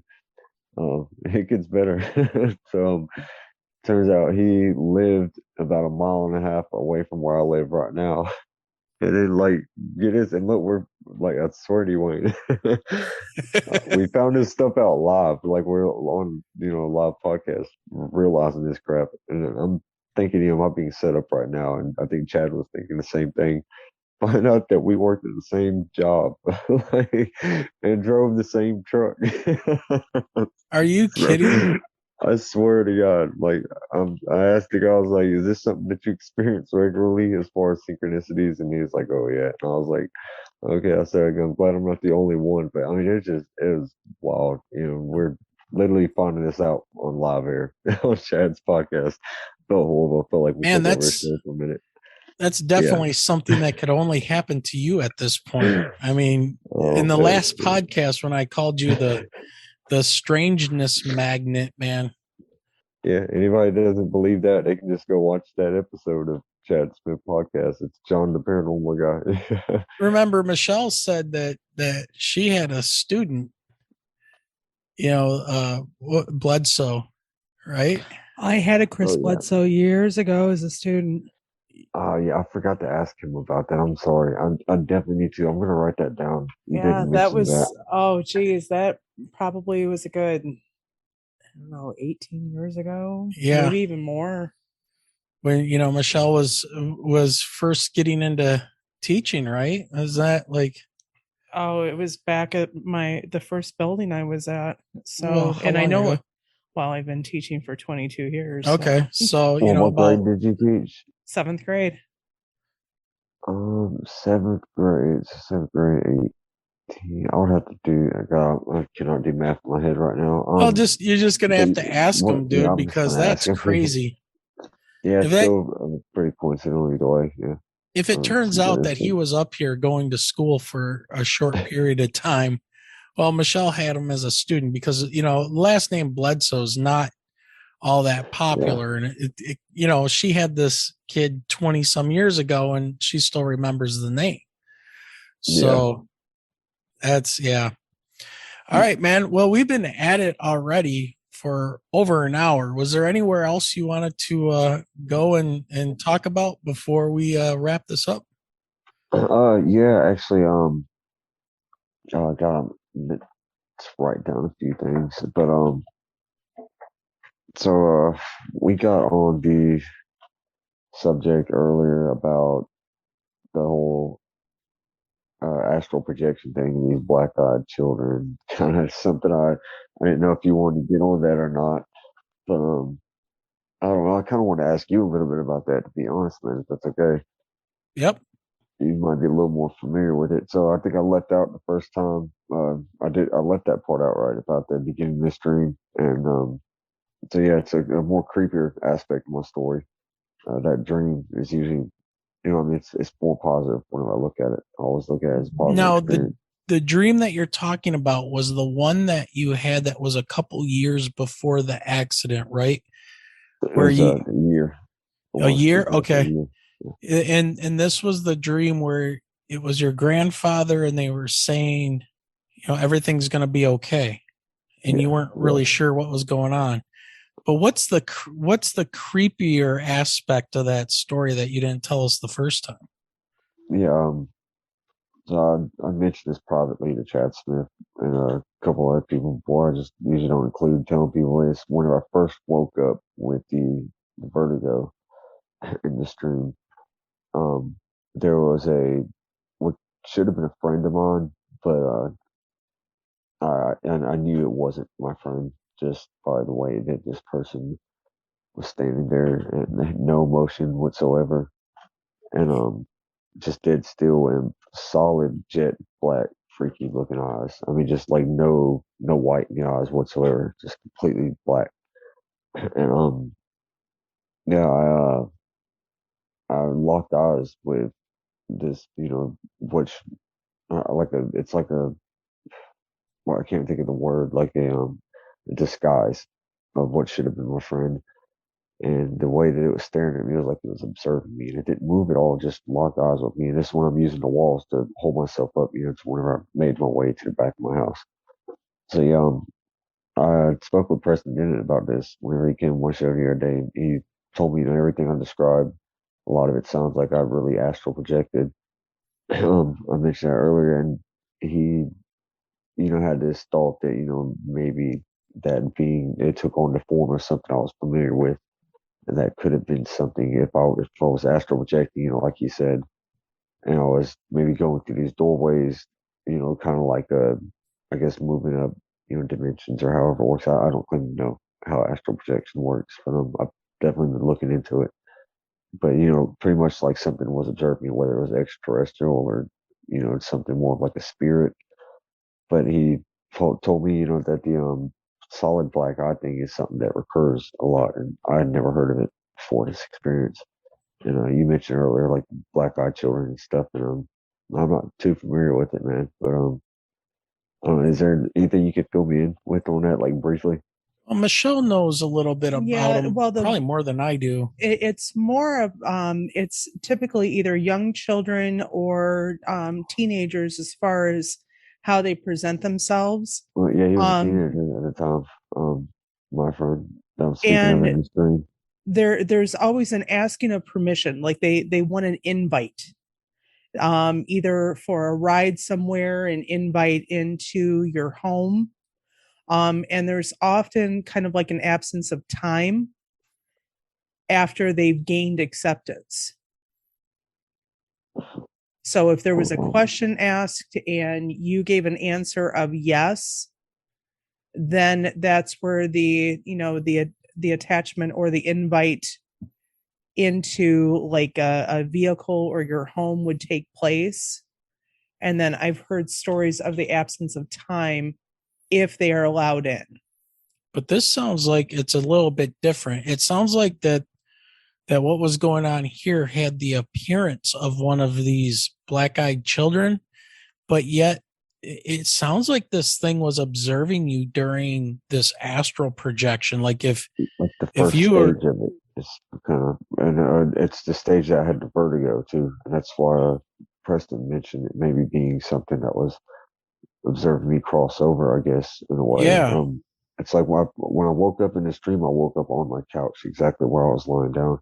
And she mentioned time thing. I'm not going to say like an absence of time, but it was almost like a reverse effect. Like I woke up and found I hadn't been asleep very long at all, like literally maybe just a couple minutes or something. But this dream felt like it taking place over like 10 minutes or something. It's really strange. Well, that could have something to do with it, because I have heard that these things are also like they operate outside of time. They're like the watchers, right? They're observers of things going on, and maybe somehow when you started to do that astral projection, this thing came to observe what was happening to you, and then when you came back you happened to see it, and it just took a form of a friend. But yeah, like Michelle was saying, at the very beginning of this dream, like as soon as the dream starts, when I first get up and I have the vertigo, that's whenever I see it. And then whenever I walk through, there's 3 doors in the dream, and I hear people talk about 3 a lot. And there's 3 people. I always leave out the black-eyed figure, so most people think there's only 2 people in this dream. But, okay, so once you started the projection, you saw this thing there. Immediately, yeah. When I started it, the first thing that happened was I got up off my couch. I thought I'd actually woken up, and I fell straight to the floor. I believe I mentioned this in the first podcast. Yeah. And I had to use the walls to actually hold myself up in like the kitchen counter, and I was trying to make my way back to my bedroom. And as soon as I walked through the first door, the vertigo immediately stopped. And that's whenever I'm in the big box room and I see the man in the chair that was waiting for me and said he heard a lot about me. And another thing that Preston mentioned was that whenever I walked through, he said there was somebody that wanted to see me, the man who was in the chair. But if you remember, fit the description, my great grandfather, not the grandfather I hug in the stream, but the great grandfather who he was killed shortly before I was born. Right. And whenever I walked through this last door, when I'm in front of my grandfather's house, I mentioned to him, that I opened this door and it's like I'm immediately transported in front of my grandparents' house. But he was really, he really pointed out the fact that, I really put a heavy emphasis on the fact that I felt like my senses were dialed up like 211 whenever I walked through this last door.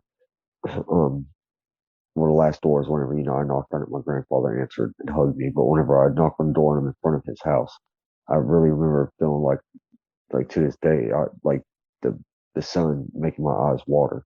I remember feeling that sensation. I feel like I could smell the grass, and everything looked super vibrant, like almost like so HD, realistic, like so. I don't want to say computer animated, but it's so high def. It was like more realistic than actual reality is right now. If that Right. makes any sense. I know that Yep. sounds really bizarre, but that's exactly how I felt. And then I knocked on this last door, and that's, and I knew my grandfather was going to answer this last door before I knocked on it. Yeah, I knocked on it, and he's there, and just like everything else being so high def, it's like I can remember him so perfectly detailed in this dream. It's better than the memories I have of him as a child or any picture I have of him. Wow. It's just yeah, I've been wondering if it does an astral projection type dream, for a while, and it's kind of relieving to me to hear Preston say that, that does sound like an astral projection, like me seeing a relative. Yeah. Yeah. Usually the black-eyed children, there's more than one usually. And it's like Michelle was saying that they want to get access to your car or to your house. But they seem like they can't come in. It's almost like a vampire. They can't enter your house unless they have permission. And then if you give them that permission, things start to go wrong, pretty Right. quickly. The missing time and um I don't know. There's been some reports of some really bad things that have happened to people. But I'm not 100% sure on those. I don't know, Michelle, did you know anything else about, if they do No, gain access? there's a multitude of things that can happen Yeah. So, I based on the mentioned to stories that you, have been told. yeah. sorry, I mentioned to you earlier, I don't want to say the family member's name, but that's all. Yeah, I have another family member I found out here recently that's been having experiences of their own. Oh, Um, really? yeah, yeah, I don't want to mention, which family member this is, Oh, yeah, yeah, but yeah. That's right. I spoke to you about it earlier a little bit. Yeah, so when his family member was a child, it's always really kind of it's bugged me. It freaks me out a little bit.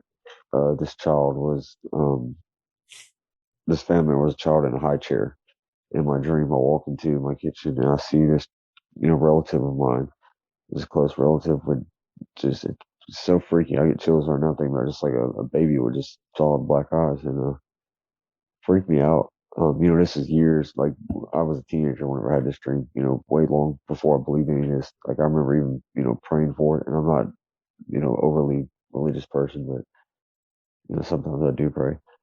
um, well, I mean, more now than I ever did before, actually. But found out, years later, actually just here recently, that this same family member has been having experiences more along the paranormal, side, seeing apparitions and people that shouldn't be there. It's like for a blink of an eye, for a split moment, there's a person there, kind of like Sixth Sense type stuff is really what it reminds me of. And the mother of this family member told me at first that she thought she was just having, imaginary friend type experiences until one day she said, and she's only like 6 or 7 years old. And I want to put out there, I found this out because I had a few people ask me, if I have any family members who have experiences, because a lot of people say this runs in the family, in the family line. Sorry. Um, as a child, she tells her mother that there's a person she saw a person lying on the couch, completely wrapped up in duct tape. And yeah, it's just freaky, just bizarre, and that really, I guess, got her asking more questions and stuff, like wanting to know what she was seeing, she was really seeing this. And she would say sometimes it looked like she's walking through the grocery store, like for a blink of an eye, there's a person walking there. It's, I don't know, it's gotten me a little concerned here lately because I feel like, the, it's having a fear kind of, putting an impact on her in a negative way. So I'm trying to actually do what I can to help with that. But it's Yeah, that's just kind of like another reason why I feel like this whole paranormal UFO stuff. I feel like it's all connected some type of way, and I feel like consciousness really is probably what holds that connected thread. Well, it makes me think that, we were talking about your area and there being a vortex and a ley line and things like that. And, that to me would be kind of Yeah, like an explanation as to why people are, it seems like that these orbs or whatever are drawn to the area. And now you're starting to see some of the craft a little bit more. Maybe you're kind of getting used to what you have to look for, and you're able to start to see them because you're getting more used to it. But I'm just wondering if these energies that are in that area, and I'm not a big woo guy. I mean, yeah. I don't No, I know. feel you. I think it could be both. Like I think it could be both somehow. Like I think maybe we all could have, an ability to see certain things. Maybe certain peoples are triggered and they get.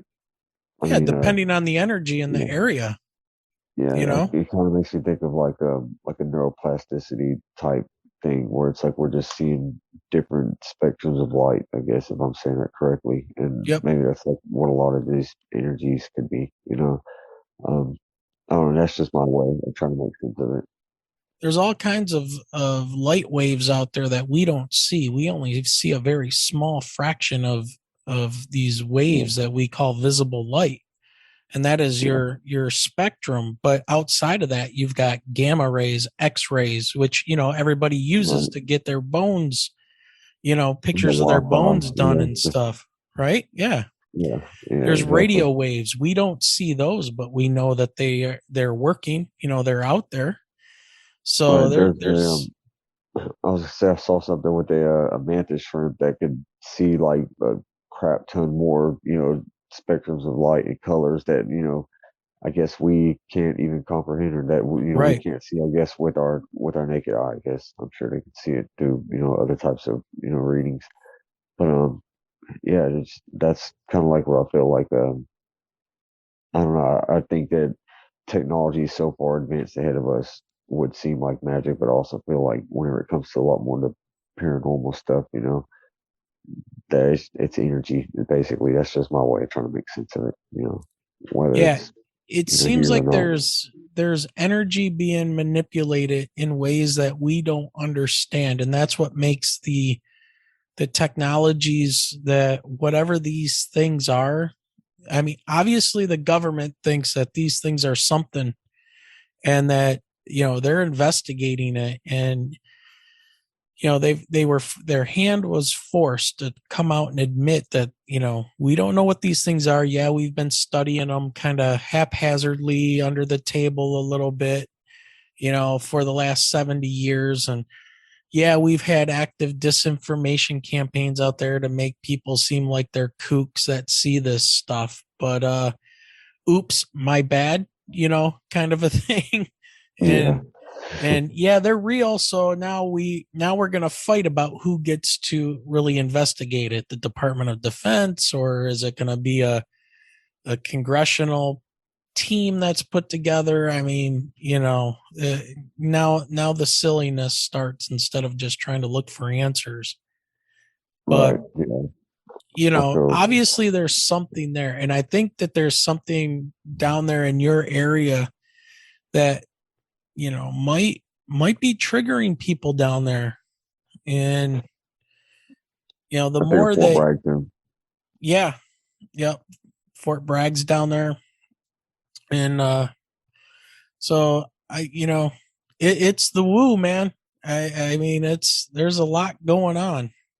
So I mean, I guess the only thing I could recommend is just keep at it, keep letting people know. I'm glad you've started your podcast now and can get people on there to talk about it, collect evidence, man, collect as much evidence as you can, because that's the only thing. Who knows? You might get another visit here at some point from maybe it'll be you instead of Bledsoe, getting a visit from Elizondo and to the Stars Academy. And Oh, you know wow. I mean, Uh, dude, you never know. You never know. So Yeah, you're right. I love doing what I'm doing with the whole podcasting, just speaking to other people. It all kind of happened on accident, really. it always does, man. It Yeah, seems like it always does. yeah, just For for my me and wife and I, people. it's the same thing. Yeah, definitely. I was gonna say, I'm sure you guys feel the same way. I work a lot better actually hearing something from a person themselves as far as like an experience like that. I know you can't learn everything from TV and internet and stuff, I don't know, there's something about like speaking to a person and hearing their personal experiences. Um, I'm trying to just be open minded with everybody and not just specifically talk about UFOs, just even like quantum physics, just stranger aspects of life. I just want to get into a lot of territory with their, some of it might be a little more paranormal woo kind of stuff, but just like, things that you don't hear about in the mainstream public that I feel like we should be hearing about is pretty much, you know, I'd love to have you and your wife on there, by the way. I'll still have y'all on there. Yep. Just, set up a date and a time and we'll see if we can make it and we'll get on your show for sure. Absolutely. But man, I think you're, because I'm of the same opinion you are. And I think you're onto something with all of this stuff is related in some way. And I think it has something to do with whether these natural energies that are happening on the planet or, whether we're creating them somehow, nuclear power plants, Wi-Fi, this movement of energy through our atmosphere, it could be a huge signal for whatever these things are. If they're, interdimensional, whatever that means, when people seem like they don't have a good explanation for things, they seem to now fall back on, it used to be quantum physics and now it's, interdimensional. It's like, it's okay to say you don't know because you don't know. Yeah. And okay, what I know about dimensions, length, width, height, and time. I mean, I think there's it's like your, you said, you don't know. If you're saying it's from another dimension, like, oh, it's just, we don't know where it's from. It's not here. Like, yeah. I mean, come on, dude. I mean, Skinwalker Ranch. I mean, Bigelow's group was that NIDS, right? Yeah. I can't remember what the acronym stands for. It's something Discovery Science or something along those lines. Anyways, they sunk a bunch of money into studying Skinwalker Ranch, and they, you had scientists saying that they've seen portals open and things come crawling out of them. One thing that a lot of people I don't think hear about this. There's a lot of stuff that happens at Skinwalker people don't hear about. And that's, Skinwalker and Bledsoe, that's what changed me from the whole nuts and bolts perspective. There's accepting, it's your signs I don't understand, or it's, something so evolved that it seems like magic to us, just because we can't even comprehend it. We can't wrap our head around it. Or maybe, like you said, we're somehow manifesting it. I don't know how, but I try to throw all the theories out there. That's what I want to do with my channel. But, so I got totally, oh yeah, I'm sorry. So there's these two guys out there at Skinwalker, and they're doing some type of study, and they both have two separate experiences, even though they're standing side by side. Yeah, they perceive two different things. Yeah, it makes me think like, are there life forms that have the ability to maybe like zone into a person's frequency? Sorry, I got tongue tied there, but yeah, so like, maybe one person is having experience or seeing a sighting. I've showed Chad a couple of videos. And he's asked, like, whenever you see that, is everybody in Wilmington or everybody in Fayetteville, seeing it as well? And I'm like, I don't know, but I think about, things like that at Skinwalker with those two people. How do you explain stuff like that? Yep. And I think it was, I had heard Richard Dolan talking. I think it was Richard Dolan, or it might have been Luis Elizondo, that we're talking about that whatever these things are, these craft or whatever, that they seem to have some type of way to manipulate human mind and perception somehow. And that would explain how see these things and they can be standing right next to each other and go, did you see that? And the person looking right there and stuff will say, no, I didn't see anything. And I was actually shocked that both my wife and I saw the same thing that we did. So whatever we saw was not manipulating us in any way, to say, okay, you're going to see the triangle, but you're just going to see black sky with a light, And so I don't know, man, it doesn't make sense. But what Dolan was saying, and again, if I'm misquoting him, I apologize, but I'm pretty sure it was Dolan that said that these things have this ability to manipulate people's minds to make us see the perception.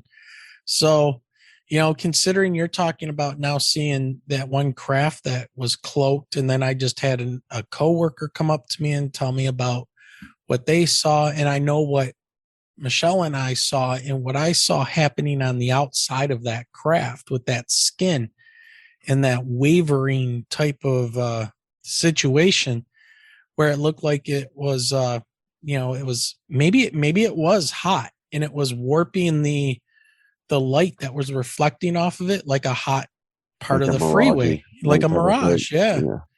Yeah. So maybe that thing was actually very, very hot. I don't know. I couldn't touch it. It was close to us, but not that close. I didn't feel any heat or anything like that, but it made no sound. It just sat there, and then it rotated so it did seem like it. I don't want to say it recognized that we had seen it, because it sure did seem like it rotated and started to move parallel to our movements on the southbound highway. And you said this thing was huge, right? it was huge. It was huge. It was the size of a box store, man. It had to be a couple stories thick, and it had to be 300 feet on a side. And it was just a big triangle. And I know the B-2 bomber. I've seen it. Yeah, they're not that big. They're not that big, and they don't hover, right? And they don't have three big lights in each corner of the triangle and each angle of the triangle that forms its body that shine, that illuminate straight down, and they make all kinds of sound. I was gonna say, I bet that had y'all's heart racing. Man, I'll tell you what, it was so. I mean, Michelle says it perfectly. The last thing we were thinking about, I was driving, but the last thing she was thinking about was trying to find her phone to start taking pictures of it or anything. That's what I was saying. And I gotta say, I think about mine a little differently now, because sometimes I get a little hesitant telling people about like how big the crescent-shaped craft I saw was, but now I can just think about how big what you saw was. Yeah, yours was small. Jeez. Yeah. But yeah, I mean, I've had people on this podcast that have seen the same thing, spaced at different times in different parts of the state.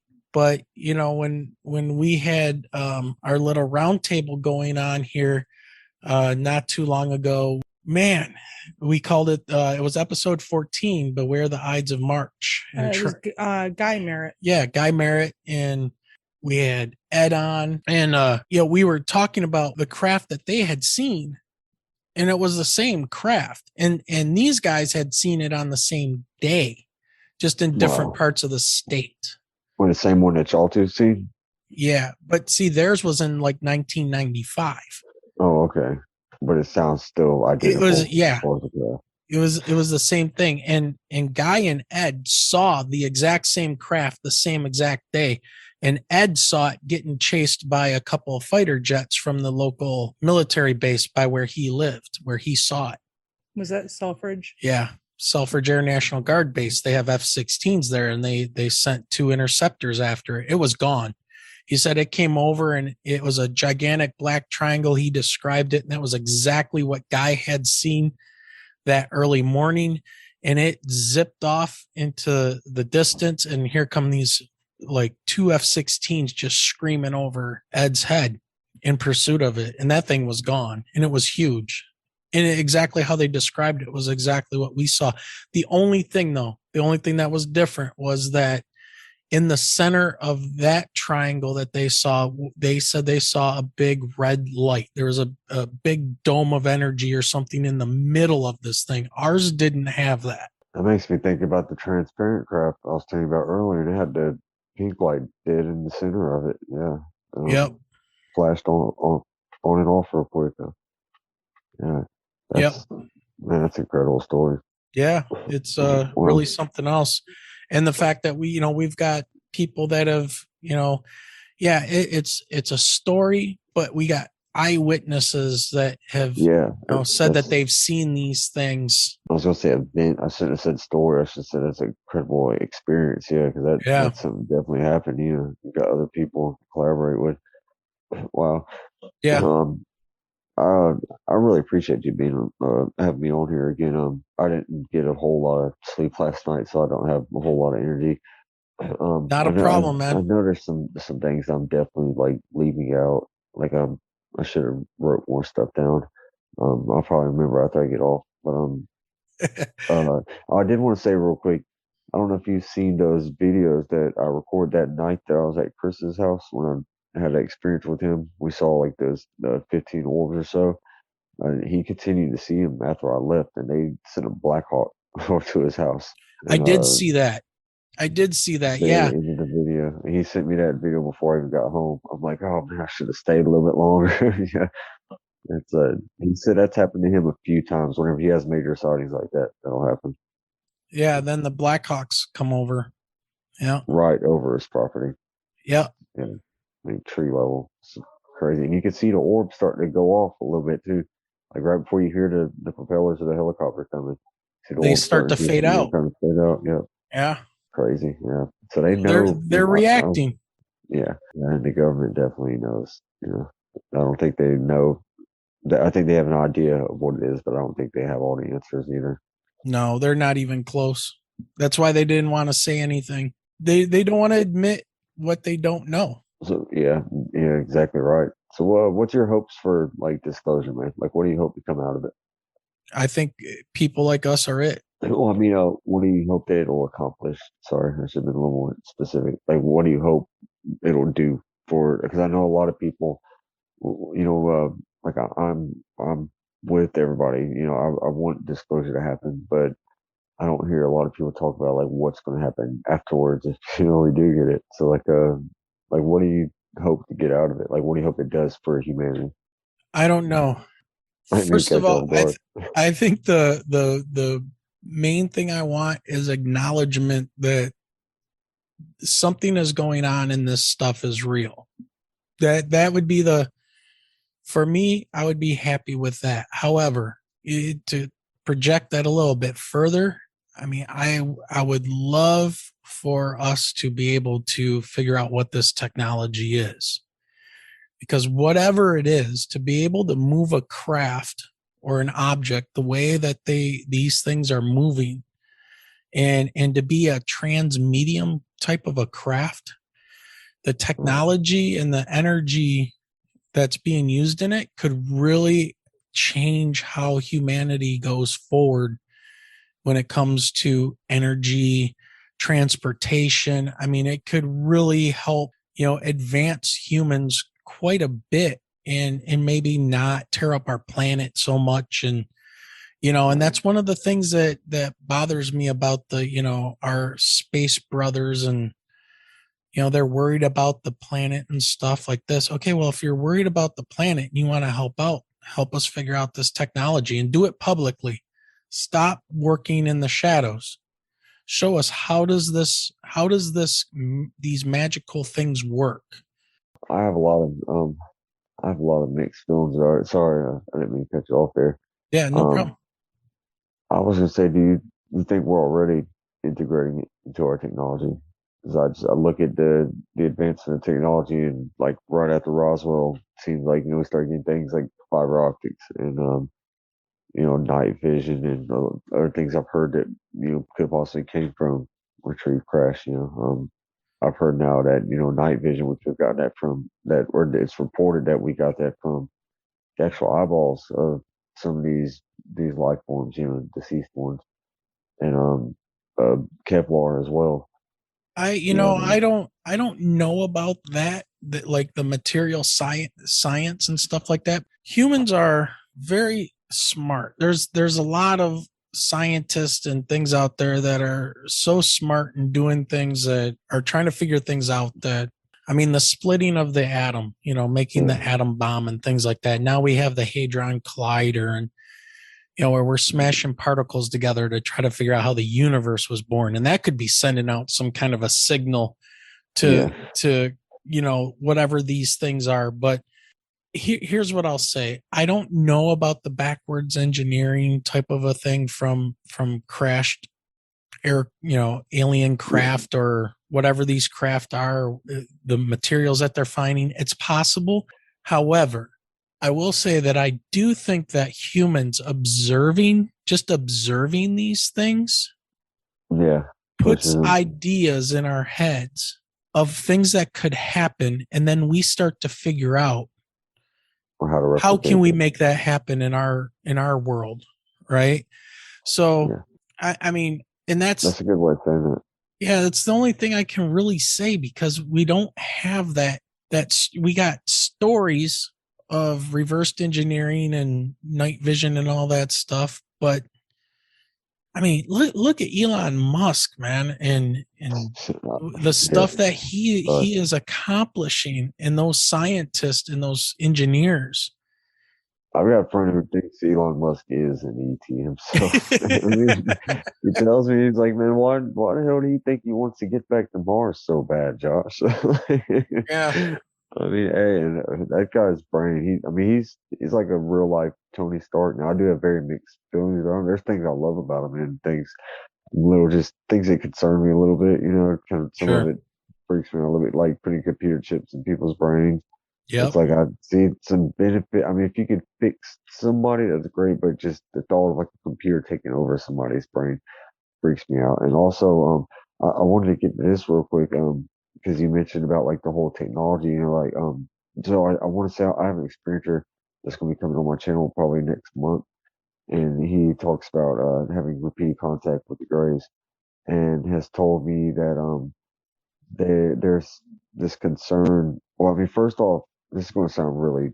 So I'm gonna warn you, we're about to go into some crazy woo right now. Yeah, well, he tells me that the Greys are from an Earth, just not our from parallel reality, and that he's gotten this repeatedly in dreams, and he's had missing time, and I think marks on his body as well. But that they, I guess they're us from a future Earth in a parallel reality, and that all the Greys share a hive mind, and that they exist across a lot of different realities.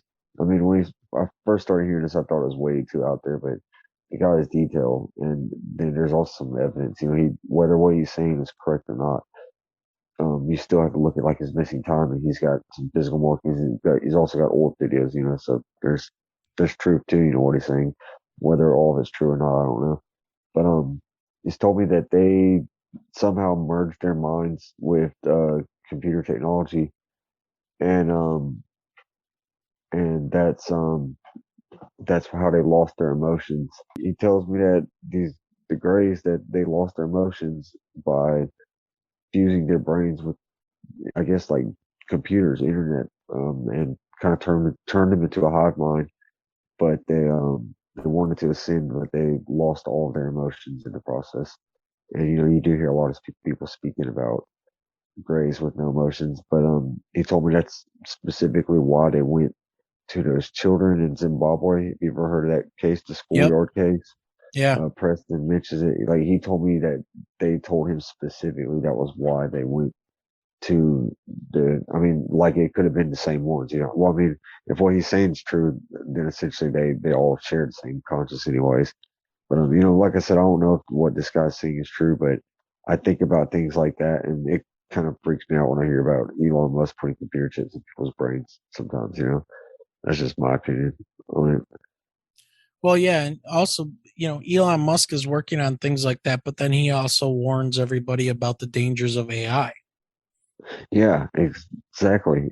he's the Tony Stark, All right, man. Well, we've been at it almost 2 hours again. Yeah, it's going by pretty quick, man. And you need to get some sleep. So yeah, definitely. Yeah. All right, man. Well, look, I'm glad you were able to come back on the podcast and we could wrap up and talk about a few loose ends and talk about a couple other things that we didn't get around to. This was great. I was happy to have you on. And we'll have to do this again sometime and do it on your podcast next time. Yeah, I was going to say, whatever I missed, I'm sure I can remember by the time that y'all two come on my show. I'm looking forward to it. Write those notes down, man, and we'll come on there and talk with you. Yeah, thanks for having me on again, man. Yeah, well, thanks a lot, Josh. We'll talk to you soon. Yep, take it easy, Josh. Well, I think he picked a perfect name for his podcast that he's starting. Yeah, Trippy Times. Yes, and he actually did release his first episode. He had his MUFON investigator. Her name is Sev Tok, SEVTOK. She immigrated here to the U.S. and became a MUFON investigator, which is very interesting. And then he had on, at the same time, Preston Dennett, which is a fantastic UFO investigator. So that's a great show, and you can find it. And Chad Smith helped him start his podcast, and so you can find that on Trippy Times on YouTube. So what do you think of that? Those stories, all the way back, thinking back to episode 21. I don't know if I would ever leave my house. Yeah, the orbs and things. I mean, first of all, he lives very close to Bledsoe. Yeah, lives close to the Bledsoe. And they are magnets of UFO and orb sightings and I think abductions. they pass some of that energy on to Josh. Well, it sounds like that whole area is a hotbed for activity. And now Sev was talking about there being a nexus there and some energy ley lines that follow along that river where they all have had their first experiences. So maybe there is some kind of energy or something that's going on there that is attracting these, whatever they are, beings, vehicles, drones. I don't know. But he has just had a wealth of paranormal encounters, to say the least. You're just one after the other. Well, now that he's doing a podcast and talking about this stuff openly, and remember, last year he didn't buy any of this stuff. He wasn't talking about it or anything. And so he just came out to start learning about it now. Now he starts a podcast. Now let's see what happens, because I'm sure it's going to get even wilder. I was going to say, we weren't really talking about anything. No, it took us, 2 years? Yeah. Right? Took us 2 years. March of last year. Yeah. So, and now look at us. We've been on the radio. We have all kinds of guests on. We got a pretty successful podcast. We've met some really cool people. Met awesome people. There's a great community out there of people that are interested in this, and especially now that it's starting to open up more. So, all right, Michelle, we've been at this a while. We're both kind of tired. I think it's time to head on out. What do you think? Time to wrap up for the night, folks. All right, everybody. Thanks for listening. And remember, keep your eyes to the sky.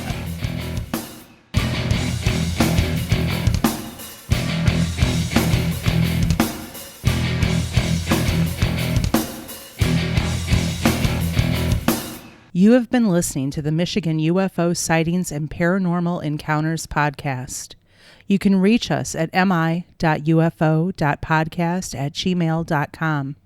You can also find us on Twitter at mi_UFO and join our Facebook group by searching for Michigan UFO Sightings and Paranormal Encounters. So until next time.